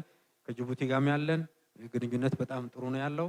የፍሰቱም የሎጂስቲክስ ፍሰቱም ምንም ችግር ሲያጋጥም የነዳጅም የእቃዎች ፍሰትም በነበረው መልኩ አሁንም እንደቀጠለ ነው ያለው። የበለጠ ተጠናክሮ እንዲቀጥል የተለያዩ የጋራ ክትትል ስራዎች በሁለቱ ሀገር መንግስታት የተሰራ ነው ማለት ነው።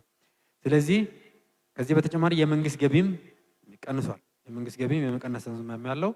ስለዚህ እነዚህን በሙሉ ተጋላጭነቶች ለመቀነስ የማቋቋም አቅማችንን ለማሳደግ በተለይ ደግሞ ለጤናና ለሰብአዊ እርዳታ የሚደረገውን እንቅስቃሴ የበለጠ ለማጠናከር ቅድም እንደገለጽኩት የአስቸኳይ ጊዜ የጤናና የምግብ እና ተያያዥ ድጋፎች አቅርቦት እቅድ ተዘጋጅቶ ተግባራዊ መደረግ ጀምረዋል። እንዲሁም ኢኮኖሚውን መቋቋም የሚያስችሉ ስራዎች ለመስራት ራሱን የቻለ የኢኮኖሚክ ሪስፖንስ ፕላን ተዘጋጅተዋል። በዚህ ዙሪያም የሀገር ውስጥንም የውጭ ሀብት የማሰባሰቡ ስራም ተጠናክሮ የቀጠለበት ሁኔታ ነው ያለው። እስካሁን ድረስ በዚሁ ሁኔታ በተለይ ምርት እና ምርታማነት እንዲሁም ልውውጥ እየተካሄደ ነው። ይህንን በሽታ መዋጋት ያለብን ማለት ነው። ከፍተኛ ጥንቃቄ ማድረግ አለብን። አካላዊ ርቀት መጠበቅ አለበት። ጥንቃቄ መደረግ ያለባቸው ጉዳዮች በሙሉ ተጠናክሮ መቀጠል አለባቸው። ግን ምርት አቁመን ልውውጥ አቁመን በሽታውን መዋጋት አንችልም። የኛ ሀገር ድህነት በጣም ከፍተኛ ነው። የመንግስት አቅም የተወሰነ ነው። ስለዚህ በሽታውን የምንዋጋው የማምረት ስራችንን ሙሉ ለሙሉ አቁመን ሳይሆን የማምረት ስራችንን ቀጥለን መሆኑን ከግንዛቤ መወሰድ አለበት ማለት ነው። ጥሩ። ይህ ወቅት እንግዲህ እንደሚታወቀው ሀገሪቱ በተለይ የሀገሪቱን ኢኮኖሚ ከማሻሻል አኳያ ሀገር በቀል የኢኮኖሚ ማሻሻያ እና ሌሎች የኢኮኖሚ ማሻሻያ ስራዎችን ተግባራዊ እያደረገች ያለችበት ወቅት ነው። ይህም የሁለተኛው የእድገትና ትራንስፎርሜሽን እቅድ የሚገባደድበት እንደመሆኑ መጠን ሀገሪቱም ደግሞ አዲስ የለውጥ ምዕራፍ ላይ እንደመሆኗ መጠን የዚህ ቫይረስ መከሰት ኢኮኖሚ ላይ የሚያስከትለው ጫና ይኖራል እና ያንን ከመቀልበስ አኳያ ሌሎች የተያዙ አማራጮች ይኖራሉ። እንግዲህ በዋነኛነት የአገር በቀል የኢኮኖሚ ሪፎርም ፕሮግራማችንን ተግባራዊነት አስቀጥለን ነው ይህን ስራ የምንሰራው ማለት ነው። እንግዲህ የአገር በቀል ኢኮኖሚ ሪፎርሞች ላይ የተቀመጡት ግቦች በተወሰነ ደረጃ ሪቫይዝድ ይሆናሉ ማለት ነው። እነዚህ አመልካቾች ከኢንፍሌሽን ጋር የተገናኘ፣ ከመንግስት ገቢ ጋር የተገናኘ፣ ከእድገት መጠን ጋር የተገናኘ፣ ከኤክስፖርት እናገኛለን ብለን ያልነው መፈጠር ያለበት የስራ እድል መጠን ብለን ካስቀመጥናቸው ዋና ዋና ግቦች መሰረት እንዲሁም የማክሮ ኢምባላንሱን አርመን ወደ ተረጋጋ ማክሮ ሁኔታ መግባትና ወደ ፈጣን እድገት ጎዳና መሻገር ያለውን እቅድ ላይ በተወሰነ ደረጃ ጫና ያስከትላል ማለት ነው። ከሌሎች አገሮች ሲነጻጸር የኛ ተጋላጭነት እስካሁን ባለው ትንታኔ መሰረት የተሻለ ነው ማለት ይቻላል። ሌሎች አገሮች ተጋላጭነታቸው በጣም ከፍተኛ ነው። የወሰዱትም ሜዠርስ በሽታውን ለመከላከል ልውውጥ ያቆሙበት፣ ምርት ያቆሙበት ሁኔታም አለ። በእኛ ሀገር ግን ይሄ መሆን የለበትም። ኦልሬዲ በከፋ ድህነት ውስጥ ነው ያለነው። ከፍተኛ የሆነ ማክሮ ኢምባላንስ ነበረ። ይሄን ለማረም በጣም ጤናማ የሆነ ኢኮኖሚ ፖሊሲን በመንደፍ ስኬታማ ስራ የተሰራ ባለበት ወቅት ነው የመጣው። ስለዚህ ሁለቱንም አጣጥመን አንድ ላይ ማስኬድ ነው የሚገባን ማለት ነው። ስለዚህ ዋናው የመንግስት ርብርብ በሽታውን መዋጋት፣ በሽታውን ከመዋጋት እኩል ደግሞ የኢኮኖሚ ምርትና ምርታማነት እንዲሁም ልውውጡን ተጋላጭነታችንን በሚቀንስ መልኩ የበለጠ መስራት፣ ለቀጣይ እድገት ምዕራፍና ብልጽግና ደግሞ ተገቢውን ጥንቃቄ ባለው መልኩ መሻገር በሚል ደረጃ ነው የተያዘው ማለት ነው። የሀገሪቱን ኢኮኖሚ በዋናነት የተሸከሙ ተቋማት አሉ። ለምሳሌ ያህል ብናነሳ የኢትዮጵያ አየር መንገድ አለ። በዓለም አቀፍ ደረጃ ሀገሪቱን ከማስተዋወቅ ባሻገር የሀገሪቱን የኢኮኖሚ የጀርባ አጥንት እንደሆነም ይነሳል በተለያዩ አጋጣሚዎች እና አየር መንገዱ በቅርቡ ባወጣው መግለጫ በተለይ የቫይረሱ ስርጭት ቆይታው ከዚህ በኋላም ኢኮኖሚ ላይ እንዲሁ ተጽዕኖ እያሳደረ የሚቀጥል ከሆነ ከዚህ በኋላ ላሉት 3 ወራትና ከዚያ በላይ ራሱን ችሎ ሊቆይ እንደሚችል ሊቋቋም እንደሚችል አንስቷል። ከዚያ በላይ ከሆነ ግን የመንግስትን ድጋፍ ሊፈልግ እንደሚችልም መጥቀሱ ይታወቃል በስራ አስፈጻሚው አማካኝነትና ሌሎች ተቋማትም እንደዚሁ መሰል ተቋማት አሉ።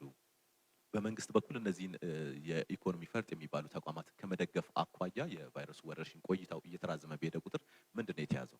እንግዲህ ለአየር መንገድ ብቻ ሳይሆን አጠቃላይ በዚህ በኮሮና ቫይረስ አደጋ ውስጥ የሚገቡ ሴክተሮች ተለይተዋል።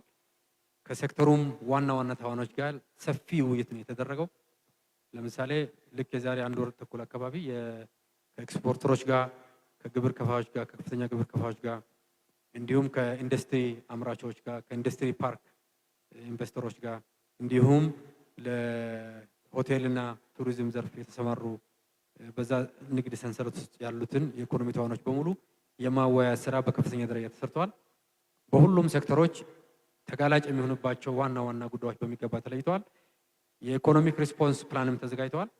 በዚሁ መሰረት ለምሳሌ ለዚህ አደጋ ተጋላጭ ይሆናሉ የሚባሉ ሴክተሮችን በግል ንግድ ባንኮች በኩል 15 ቢሊዮን ብር የብድር አቅርቦት በብሔራዊ ባንክ በኩል እንዲመቻች ተደርገዋል።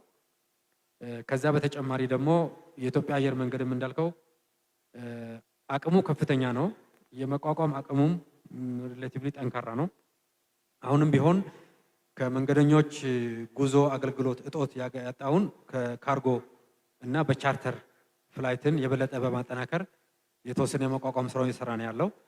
አየር መንገድ እንግዲህ የኢትዮጵያ ብቻ ንብረት አይደለም። ያው አፍሪካን በጠቅላላ የሚያገናኝ አፍሪካን ከዓለም ጋር የሚያገናኝ ግዙፍ ተቋም ነው። ስለዚህ ትላልቅ የዓለም አቀፍ ተቋማት እንደነ ወርልድ ባንክ ያሉ ኢንተርናሽናል ፋይናንሻል ኮርፖሬሽን የሚባሉ ድርጅቶችም ለማገዝ ዝግጁነታቸውን አሳይተዋል። ስለዚህ እነዚህ ዓለም አቀፍ ተቋማት የአፍሪካ ልማት ባንክም በኩል ተጨማሪ ድጋፎች የመንግስትም ድጋፍ ታክሎበት ለአየር መንገዱ የሚሰጥበት ሁኔታ የተመቻቸ ነው ያለው። ስለዚህ አየር መንገድ ይሄንን አስቸጋሪ ሁኔታ ተቋቁሞ መውጣት ይችላል የሚል ግምት እምነቱም አለ። በመንግስትም መደረግ ያለበት ድጋፎች ቅድመ ዝግጅት እየተደረገበት ያለበት ሁኔታ ነው ያለው። በሁሉም ሴክተር ነው መንግስት ድጋፍ እያደረገ ያለው። ለምሳሌ የኮሮና ምርት ጋር የተገናኙ አምራች ተቋማት ግብአት ለማስገባት ከቀረንጻ እንዲያስገቡ መፍቀድ፣ የውጭ ምንዛሪ በአፋጣኝ እንዲያገኙ የማድረግ ቅድመ ሁኔታ የመስጠት ጉዳይ፣ እንዲሁም የውዝፍ ግብር ያለባቸው በተለይ በዚህ የኮሮና ወቅት ከፍተኛ አደጋ ውስጥ ለገቡ ሴክተሮች ደግሞ ከግብር ጋር የተገናኙ ተጨማሪ እገዛዎች፣ የቫት ክፍያ ጊዜ የማራዘም ጉዳዮች አሁን ለመንግስት ቀርቦ ይገኛል። በመንግስት ሲወሰን የሚሰጣቸው ነው የሚሆነው ማለት ነው። ከታክስና ከግብር ጋር የተገናኙ ተጨማሪ ድጋፎች በቅርቡ መንግስት ለህዝቡ ይፋ ባደረገ መልኩ ድጋፎች የሚኖሩበት ሁኔታ ነው የሚኖረው ማለት ነው። ስለዚህ አሁን ያጋጠምን አደጋ በመንግስት በኩል መደረግ ያለበት ደረጃ በደረጃ ነው የሚደረገው ማለት ነው። ሁሉንም የመንግስት ኢንተርቬንሽን በአንድ ጊዜ አሟጠን አንጠቀምም። እንደ ችግሩ አይነትና ውስብስብነትና ሁኔታ በየወቅቱ የተለያዩ መፍትሄ እርምጃዎች የሚወሰዱበት ሁኔታ ነው ያለው። እስካሁን ባለው ጥሩ እርምጃዎች ተወስደዋል። አሁንም ተጨማሪ እርምጃዎች ለመንግስት ቀርበው የሚወሰኑበት ሁኔታ ነው ያለው። ከዚህ በተጨማሪ ለማህበራት፣ ኮኦፐሬቲቭስ፣ ለአነስተኛና ጥቃቅን ተቋማት እንዲሁም ለማይክሮ ፋይናንስ ተቋማት ደግሞ እስከ 4.5 ቢሊዮን ብር የብድር አቅርቦት ለማድረግ በብሔራዊ ባንክና በኢትዮጵያ ልማት ባንክ በኩል ድጋፍ ለመስጠት ተጨማሪ ዝግጅት የተካሄዱበት ሁኔታ ነው ያለው። በቅርቡ በብሔራዊ በኩል ይፋ የሚሆን ነው የሚሆነው። ስለዚህ መንግስት ሆሊስቲክ የሆነ የተሟላ የሚጎዱ ሴክተሮችን ለመደጎም የሚያደርገውን ድጋፍ አጠናክሮ የሚቀጥል ነው የሚሆነው። ይህ እንግዲህ ደረጃ በደረጃ በየጊዜው የሚወሰድ እርምጃ ነው የሚሆነው። ዋናውና ትልቁ ነገር ምርታማነትን፣ ምርት ማምረትን እና ልውውጥን በሽታውን ከመዋጋት ጎን ለጎን አብረን ማስኬድ ያለብን መሆኑ በዚህ ደረጃ ነው ተጋላጭነታችንን በከፍተኛ ደረጃ ቀንሰን ለቀጣይ የእድገት ምዕራፍ ከወዲሁ መዘጋጀት ያለብን ማለት ነው። አመሰግናለሁ። ጥሩ። ከዚሁ ከምጣኔ ሀብት ጉዳዮች ሳንወጣ በተለይም በዓለም አቀፍ ደረጃ ኢትዮጵያ ከተለያዩ ሀገራት ጋር በብድርም በተለያዩ ድጎማ በጀትም ግንኙነት አላት። በተለይ አበዳሪ ተቋማት ጋር ከሀገራት ጋርም እንዲሁ ያላት ወዳጅነት በዚሁ የሚገለጽ ነውና የዓለም አቀፍ የዓለም የገንዘብ ተቋም IMF ከ20 በላይ ለሚሆኑ ሀገራት የዕዳ ስረዛንም አድርጓልና የኢትዮጵያ መንግስት በዚህ በኩል በምን አይነት መልኩ እየተንቀሳቀሰ ነው የሚገኘው? በተለይ በዲፕሎማሲያዊ ሁኔታ የሀገሪቱን ኢኮኖሚ ከመደገፍ አኳያ ምን ስራዎች እየተሰሩ ነው የሚለውን እናንሳ። ኢትዮጵያ እንደ ማንኛውም በዚህ በኮቪድ-19 ተጠቂ ሀገር ዕዳ እንዲሰረዝ፣ የመክፈያ ጊዜ እንዲራዘም፣ ለታዳጊ ሀገሮች የተለየ ድጋፍ እንዲደረግ አንዷ ግንባር ቀደም ሀገር ናት ማለት ነው። በዚህ ዲፕሎማሲ ከመስራት አኳያ ከዚህ አንጻር ሌሎች የድርድር ስራዎች እየተካሄዱ ቢሆንም እንኳን አሁን ከIMF አንጻር ማለት የዓለም የገንዘብ ድርጅት ዕዳ ከመሰረዝ አንጻር አንዷ ዕዳ ስረዛ አሁን አልተካሄደም፣ ገና ድርድር ላይ ያለ ነገር ነው። ነገር ግን ይሄ ለ25 ሀገሮች አካባቢ የተሰጠው እድል ምንድን ነው? የመክፈያ ጊዜን የማራዘም ነው እንጂ ዕዳ ስረዛ አይደለም። በዛ ኢትዮጵያም ተጠቃሚ ናት። በእርግጥ ኢትዮጵያ ከIMF ያለባት ብድር በጣም ዝቅተኛ ነው። ቀደም ሲል የተበደረችውን እየከፈለች የመጣች ናት። ዞሮ ዞሮ ለሌሎች ሀገሮች የተሰጠው በዛው በመጠኑ እኛም ተጠቃሚ የሆንበት ሁኔታ አለ ማለት ነው። መልካም። በዚሁ እርስዎ ጋር ቆይተን አድርግና በተለይም ኢትዮጵያ በተለያዩ ሀገራት የሚኖሩ ኢትዮጵያውያንን በቫይረሱ ተጠቂነታቸው የከፋ እንዳይሆን ከማድረግ አኳያ በኤምባሲዎች፣ በቆንስላ ጽሕፈት ቤቶች እንዲሁም በሚስዮኖች አማካኝነት በምን አይነት መልኩ ነው እየታደገች የምትገኘው? በተለይ አንዳንድ ሀገራት ኢትዮጵያውያን ወይም ከሌላ ሀገር የመጡ ዜጎች ወደ ሀገራቸው እንዲመለሱ የማድረጉም ነገር ይስተዋላል እና ከዚህ ጋር ተያይዞ ያለው እንቅስቃሴ ምን ይመስላል? እንግዲህ ይሄ ኮቪድ-19 በዓለም ላይ በሁሉም ሀገሮች ማለት ይቻላል ከፍተኛ ጫና እያሳደረ ያለበት ሁኔታ አለ።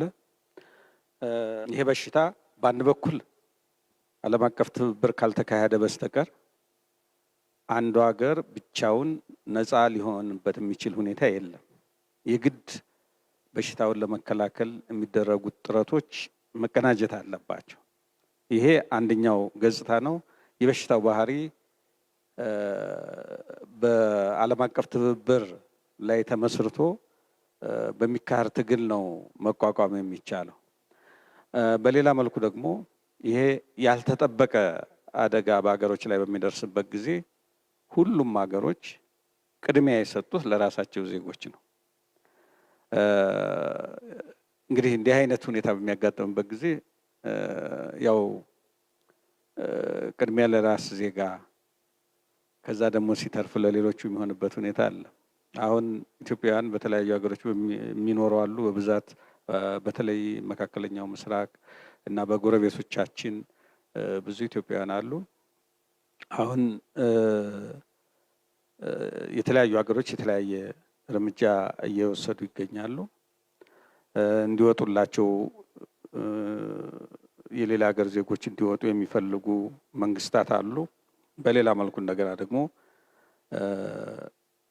ባላቸው አቅም አብረው በሀገራቸው እንደሚኖረው ደግሞ ህዝብ በዛ መንገድ ጉዳዩን ለመያዝ የሚሞክሩ ሀገሮች አሉ። ከኢትዮጵያውያን አኳያ እንግዲህ እንዲህ አይነት ሁኔታ በሚያጋጥምበት ጊዜ ከፍተኛ አቅም ያላቸው ሀገሮች ዜጎቻቸውን ከተለያዩ ሀገሮች በተለይም ታዳጊ ሀገሮች ላይ በታዳጊ ሀገሮች የሚኖሩትን የማስወጣት ሁኔታዎች አሉ። አብዛኛው ሀገር ግን ዞሮ ዞሮ ቀደም ሲል በሰላሙ ጊዜ ሲኖሩ እንደነበረው በዛው ሀገር መቆየት አለባቸው የሚል ሀሳብ ይዘው በዛ መንገድ ማኔጅ እየተደረገ ያለበት ሁኔታ አለ። ከሁሉም በላይ ግን ሰዎችን ከሀገር ወደ ሀገር ማጓጓዝ በዚህ ወቅት ኮቪድ-19ን ይህን አስቸጋሪ ቫይረስ ወደ ሌሎች ሀገሮች እንዲተላለፍ ስርጭቱ እንዲፋጠን የማድረግ ሁኔታ ስላለ በዓለም አቀፍ ደረጃ እንዲህ አይነቱ እንቅስቃሴ መቆም አለበት ብሎ በዓለም የጤና ድርጅትም ጭምር ይሄ ሰዎችን በስፋት ወደ ማስወጣት ወደ ሌላ ሀገር እንዲጓጓዙ ማድረግ ወደ ሀገራቸው የመመለስ የመሳሰሉት ነገሮች በሽታውን በከፍተኛ ሁኔታ ያፋጥነዋል ተብሎ ስለሚታመን ባሉበት ይቆዩ የሚል ነው።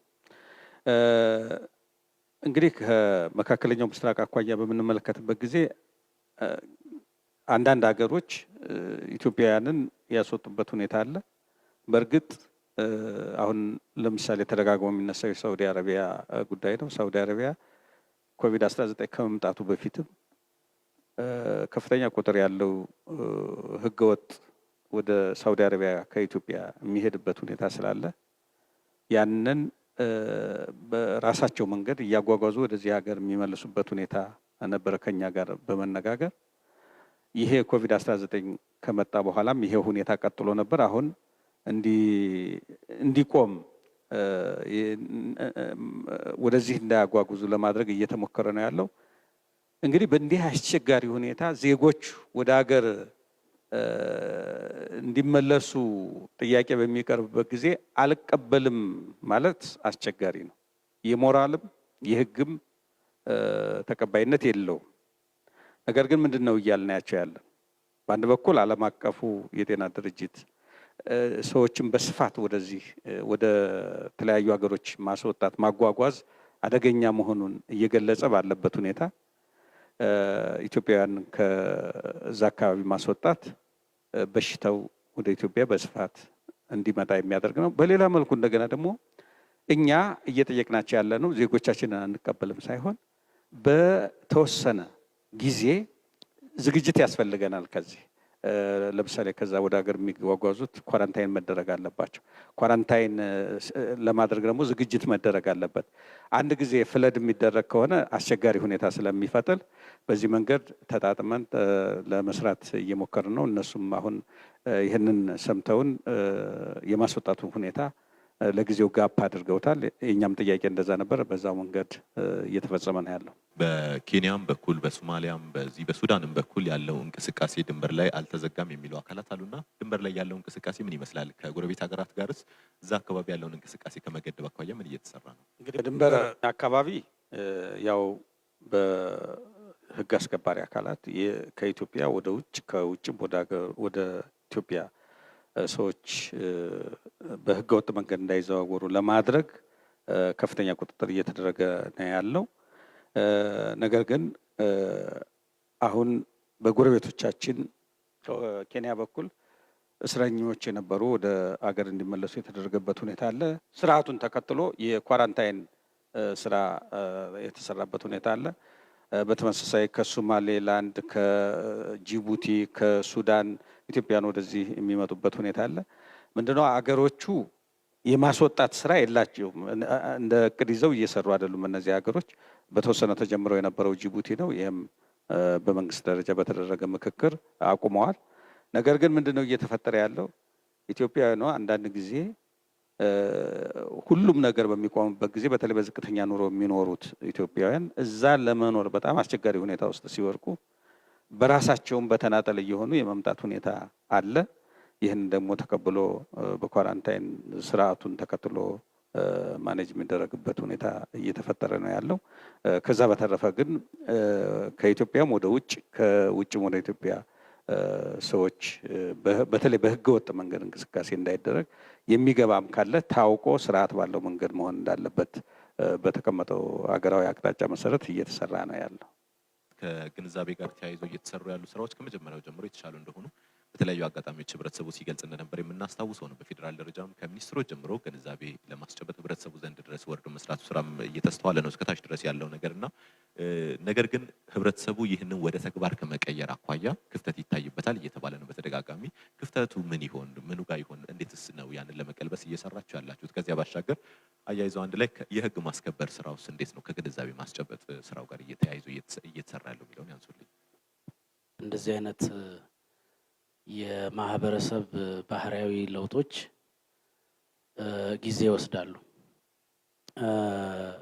ጠንካራ የአስተምሮ ስራ፣ የግንዛቤ ማስጨበጫ ስራ ሁሉም ሊገባው በሚችለው ሊገነዘበው በሚችለው ሊሰማውና ሊያዳምጥ በሚችልበት ቋንቋና ሁኔታ እንዲደርሰው ማድረግ በጣም ጠቃሚ ነው። በተደጋጋሚ ማስረዳት፣ ማስገንዘብ፣ ማሳወቅ ያስፈልጋል። እኛም ለመከተል የሞከርነው ይሄንን ነው። በየገጠሩ በየአካባቢ ያሉትን አማራጮች በሙሉ መጠቀም ማለትም የአካባቢ ሚዲያዎችን፣ የማህበረሰብ ሬዲዮዎችን፣ ኤፍኤሞችን ከዚያም አልፎ ደግሞ በየመኪና ላይ በተለይም በገበያ ቀናት ቅስቀሳ ማድረግ ከሃይማኖት ተቋማት ጋራ በጥብቅ ቁርኝት መስራት። አብዛኛው የኢትዮጵያ ሕዝብ ከ97-98% በላዩ የአማኝ ነው። የእምነት ተቋማትን ይጎበኛል፣ ይሄዳል፣ የሃይማኖት አባቶችን ያዳምጣል፣ ይሰማል፣ ይመካከራል። ስለዚህ በእንደዚህ አይነት አስጨናቂና አስቸጋሪ ጊዜ በቅርበት የሚመካከር የሚነጋገር በመሆኑ እነዚህን አማራጮች ለመጠቀም ተሞክሯል። በአርትም ታግዞ እንደዚሁ ያስተምሮ ስራ ለመስራት እየተሞከረ ነው። እነዚህ ሁሉ ተደምረው ሲወሰዱ ሰፊ የግንዛቤ ማስጨበጫ ስራ እየተሰራ ነው።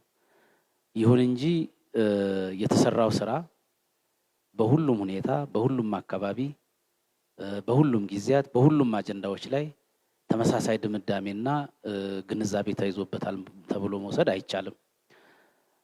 ምክንያቱ የተለያየ ነው። ከአስተምሮ ዘዴውም ከግንዛቤ ማስጨበጫ ዘዴውም መረጃውን በትክክል ከማድረስም ከተቀባዩም ወገን ተደምሮ የምንሰራቸው ስራዎች ቢያንስ በአሁኑ ሰዓት ወረርሽኙ ምን እንደሚመስል፣ እንዴት እንደሚተላለፍ፣ መከላከያ መንገዶቹ ምን እንደሆኑ በማወቅ ደረጃ በመገንዘብ ደረጃ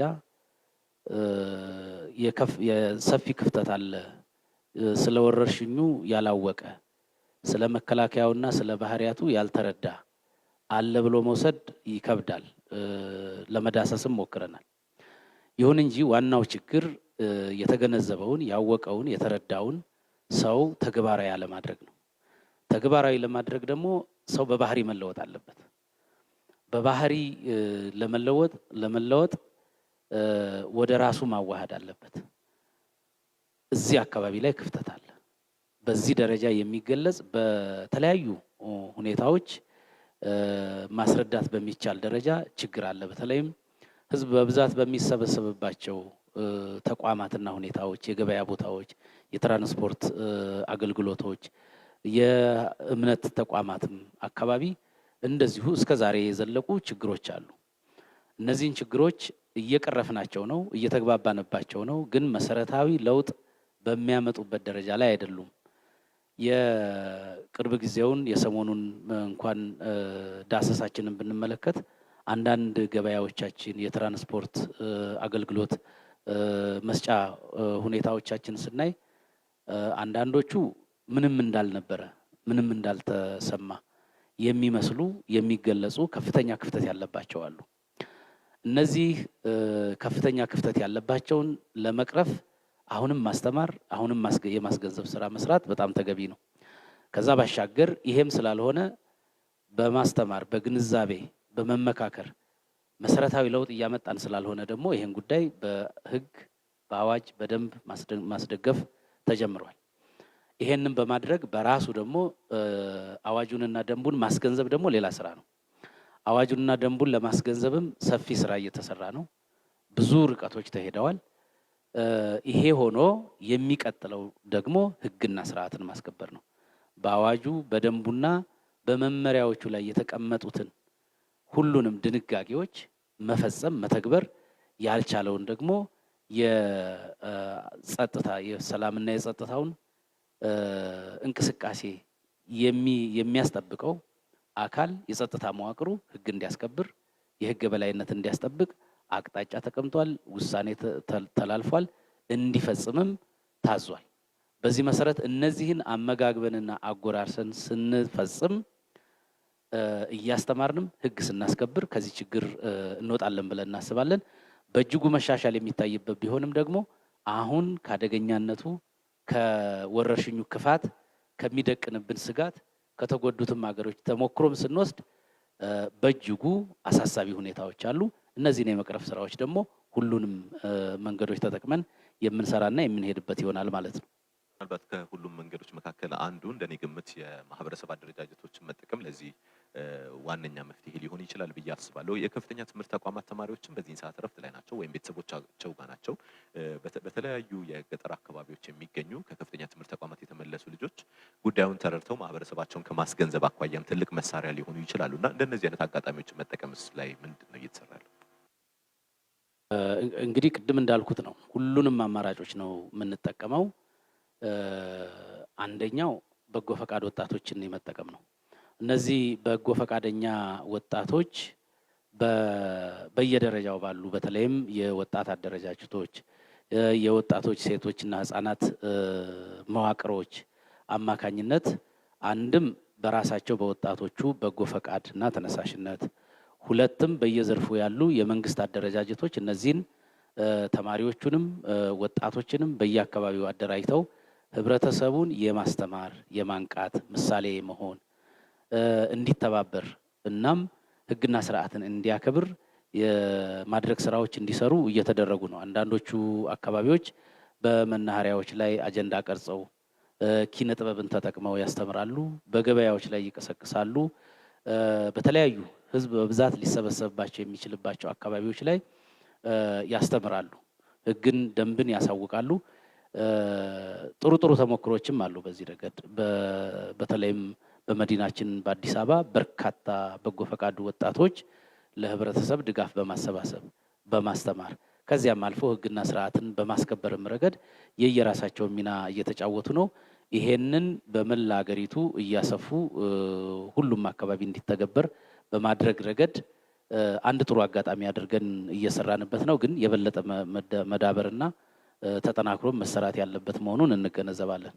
የአምራች ኢንዱስትሪው የተለያዩ ግብአቶችን ከውጭ በሚያስገባበት ወቅት በተለይ ከአስመጪዎች ጋር ከፍተኛ የሆነ የውጭ ምንዛሪን በመጠቀም እንደሚያስገባ ይታወቃል እና የውጭ ምንዛሪ እጥረት እንዳይከሰት እንዲሁም ደግሞ አምራች ኢንዱስትሪው በተለይ ሰራተኛውንም ይዞ እንዲቀጥልና የሀገር ኢኮኖሚን እንዲደግፍ ከማድረግ አኳያ የመንግስትም አቅጣጫ ከመሆኑ ጋር ተያይዞ እዚህ ላይ እየተደረገ ያለው ድጋፍ ምን ይመስላል? የታሰበውስ ነገር ካለ ምንድነው የሚለውን ነገር ያንሱልኝ። ከዚያ ባለፈ በእንደዚህ በትልልቅ የአምራች ኢንዱስትሪው እና በተለይም ከፍተኛ የሰው ኃይልን የያዙ ተቋማት ላይ የግብር እፎይታ ጋር ተያይዞም የሚነሱ ነገሮች አሉ። እስቲ እዚህ ላይ የታሰበ ነገር ካለ ያንሱልኝ። ጥሩ አመሰግናለሁ። የኤክስፖርት እንግዲህ አንዱ ተጋላጭ የምንሆንበትና በኮቪዱ ምክንያት ጉዳት የደረሰብን ሴክተር ነው። ያን ለማካካስ የሚያስችል በኤክስፖርት አስተባባሪ ኮሚቴ በኩል አሁን በዚህ ዓለም በገጠማት ክራይሲስ ውስጥም ሆነን ኤክስፖርታችንን እንዴት ማሳደግ አለብን በሚል የራሱን የቻለ ሰፊ ስራ የተሰራ ነው ያለው። በተለይ የአበባ ምርት ነው በከፍተኛ ደረጃ የቀነሰው።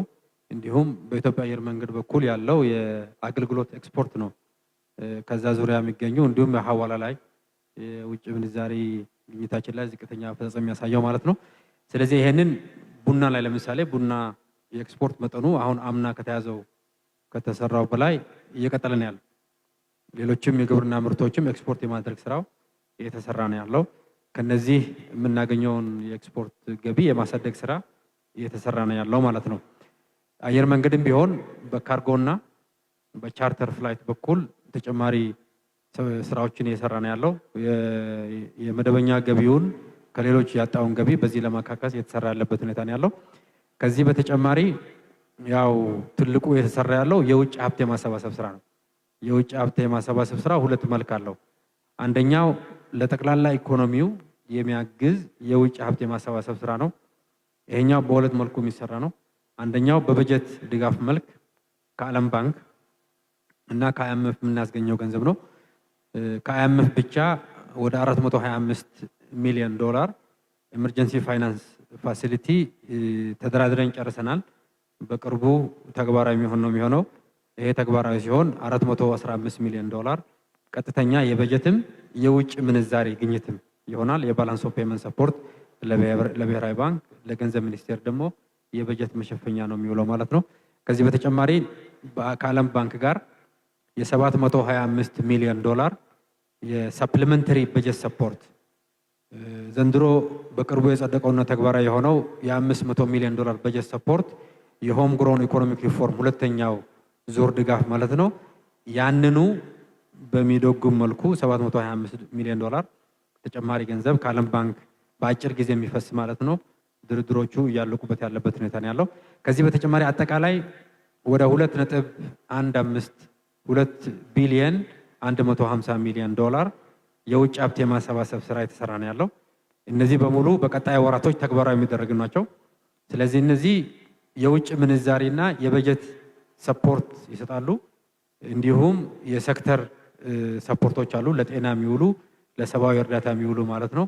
እንዲሁም ለኢንዱስትሪ ፓርኮች የስራ እድል ችግር ላለባቸው ሴክተሮች ደግሞ የተወሰነ መደጎሚያ ቢሆን የሚሆን ስራ የሚሰራበት ነው የሚሆነው። ስለዚህ ይሄ የውጭ ምንዛሪ ግኝታችንን ከፍ የሚያደርግበት ሁኔታ ነው ያለው።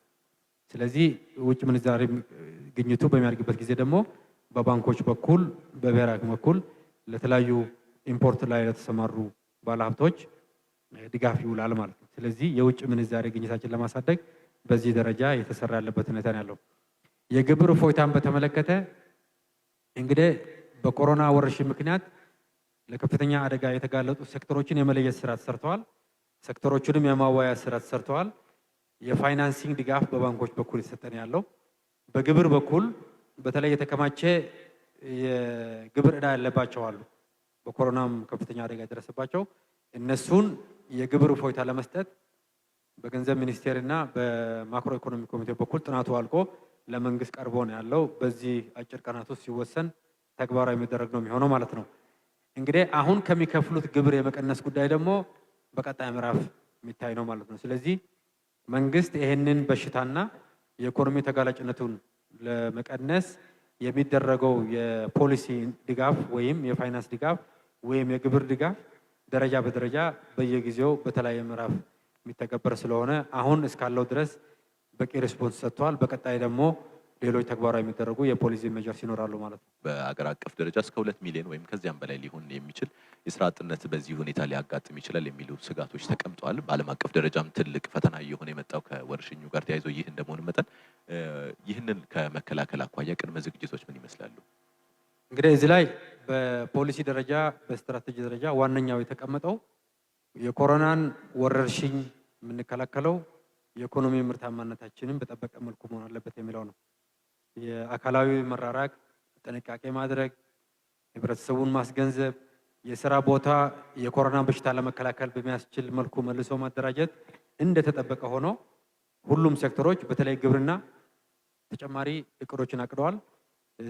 በኢምፖርት ምክንያት የምናጣውን የምርት መጠን መቀነስ ተጨማሪ ለማካካስ የሚያስችል የኮሮና ወረርሽኝ ተጋላጭነታችን ለመቀነስ የሚያስችል የግብርና ምርታማነትን ለማጠናከር የሚያስችል እቅድ አዘጋጅተዋል።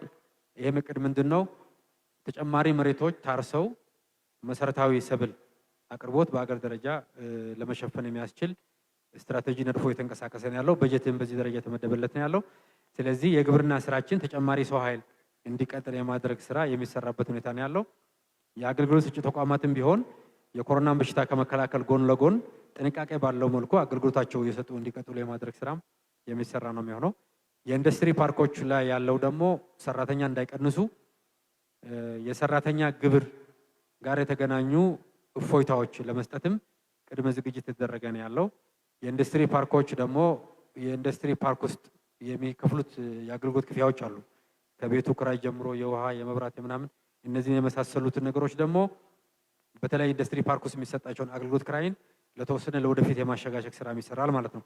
ስለዚህ የተለያዩ ኩባንያዎች ስራቸው እንዲቀጥል ሰራተኛ እንዳይበትኑ የማድረግ ስራው በተለያዩ ድጋፎች መልኩ የፋይናንስ ድጋፍ፣ የግብር እፎይታ ድጋፍ እንዲሁም ተጨማሪ ፋይናንስም ከልማት አጋሮች ጋር በማፈላለግ የሚደጎሙበት ስርዓት የተዘጋጀ ነው ያለው።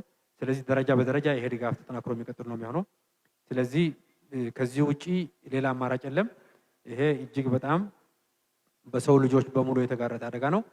ተጋላጭነታችንን ለመቀነስ ነው እንጂ የምንሰራው ጉዳት ይኖራል። ሆኖም ግን እስካሁን ድረስ ባደረግነው እንቅስቃሴ ጉዳት ለመቀነስና ተጋላጭነታችንን በከፍተኛ ደረጃ ለመቀነስ ተገቢው ጥንቃቄ ባለው መልኩ ስትራቴጂ ተንፎ ተግባር የተደረገ ነው ያለው። ስለዚህ ይህንኑ አጠናክሮ የመቀጠል ስራ ተጠናክሮ የሚቀጥል ነው የሚሆነው። ጥሩ።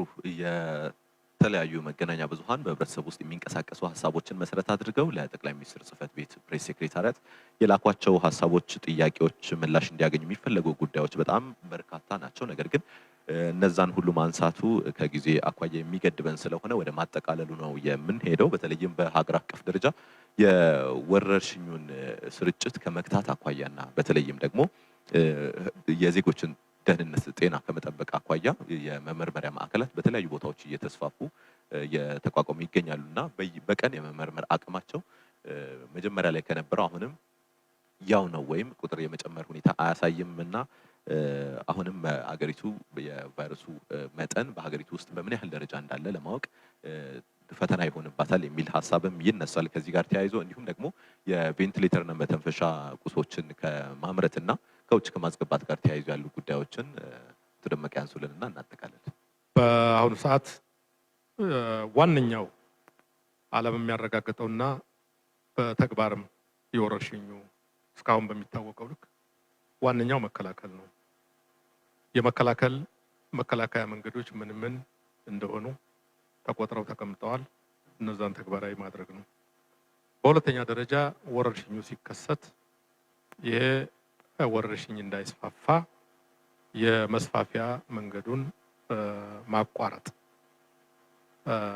ያል ማድረግ የሚያስችል የምርመራ ስርዓት ማጠናከር፣ የናሙና ማሰባሰብ ስራ በሚጠረጠሩ ቦታዎችና ለወረርሽኙ ተጋላጭ ይሆናሉ ተብሎ በሚታሰቡ አካባቢዎች ቅድሚያ ሰጥቶ መስራት፣ በላቦራቶሪ ይሄንን እየለዩና እያረጋገጡ የመስፋፋት እድሉን መግታት። የህይወት ዙረቱ ሳይክሉ የሚቋረጠው የመስፋፊያ መንገዶችን በመዝጋት ይሆናል ማለት ነው።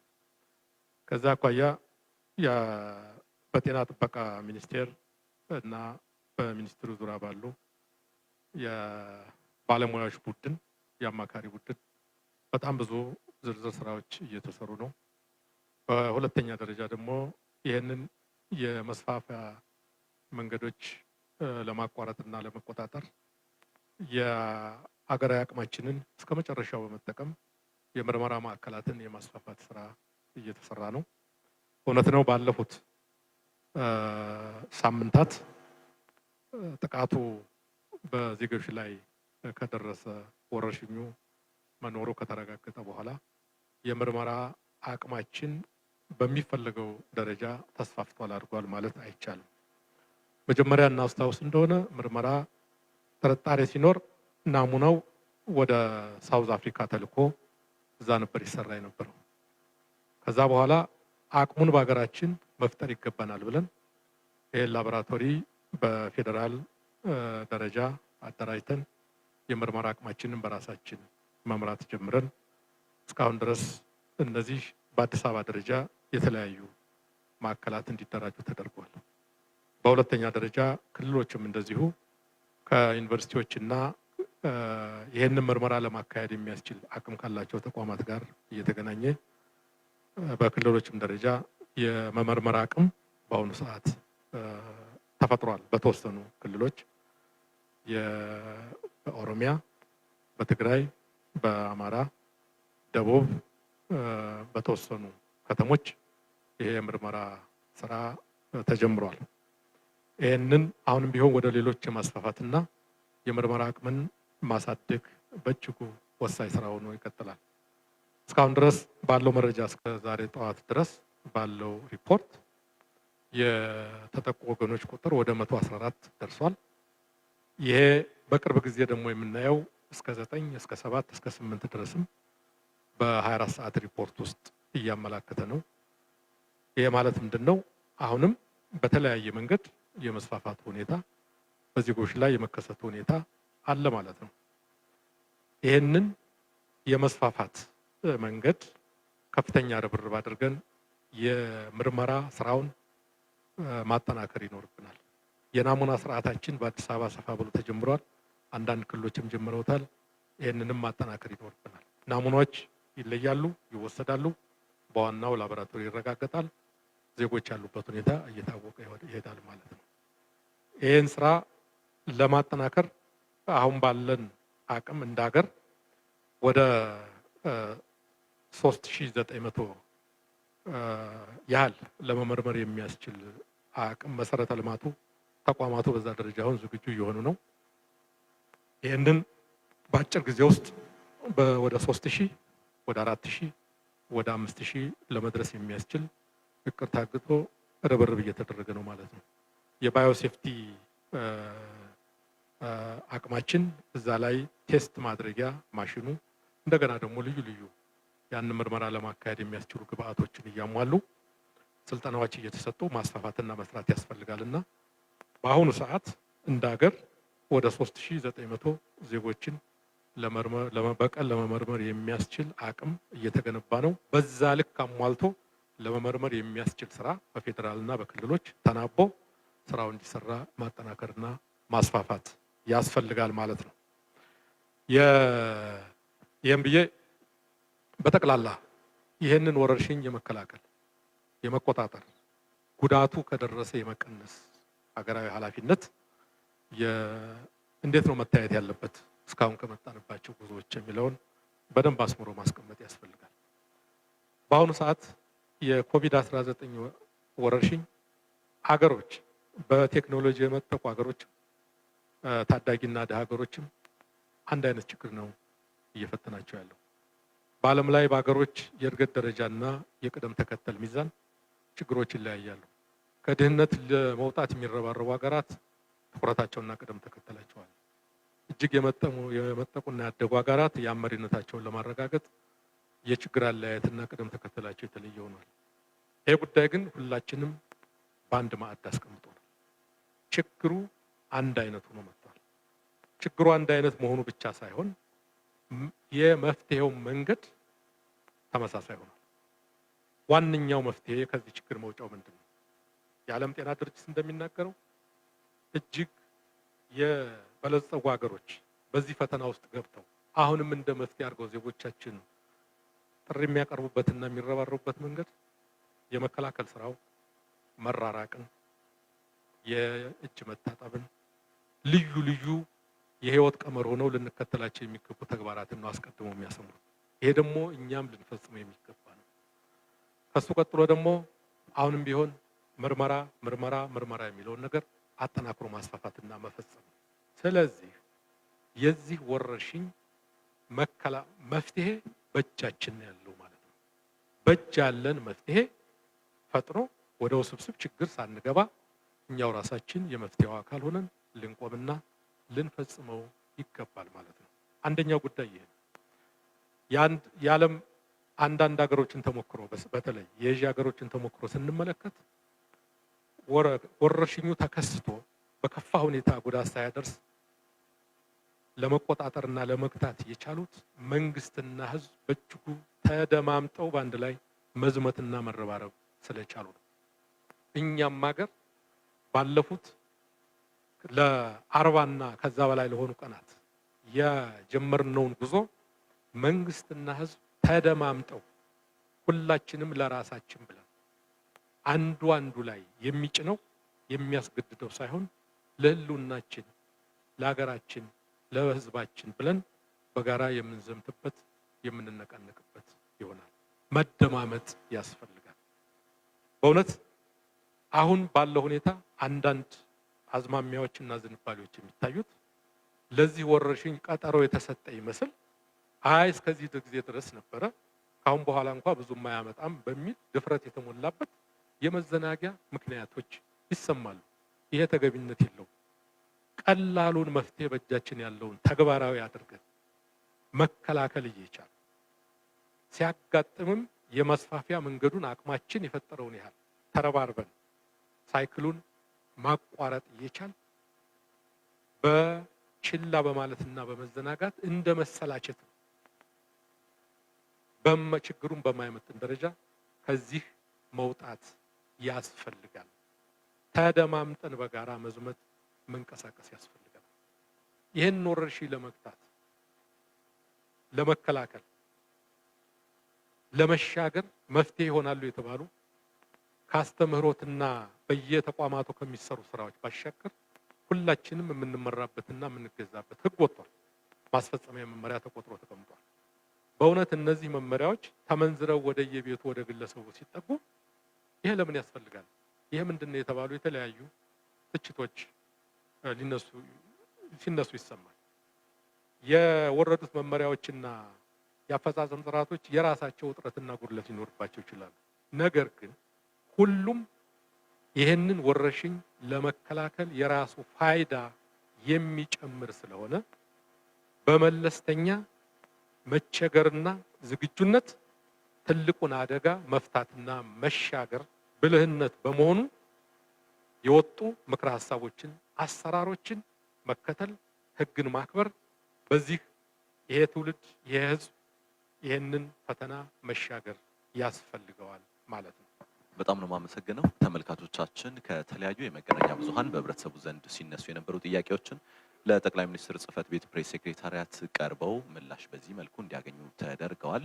በክፍል አንድም እንዲሁ በተመሳሳይ የተከታተላችሁትን የምታስታውሱት ነው። አሁንም በዚህ መልኩ ቀጥሏል። በቀጣይም ደግሞ ሌሎች ጥያቄዎችና ሀሳቦችንም እንዲሁ እያነሳን ይህንን የኮቪድ-19 የኮሮና ወረርሽኝ በሀገር አቀፍ ደረጃ ለመግታት በመንግስት በኩል የሚደረገውን ጥረት ለእናንተ እየተከታተልን የምናቀርብላችሁ እንደሆነም የጠቅላይ ሚኒስትር ጽህፈት ቤት ፕሬስ ሴክሬታሪያት ሊያሳውቃችሁ ይወዳል ማለት ነው።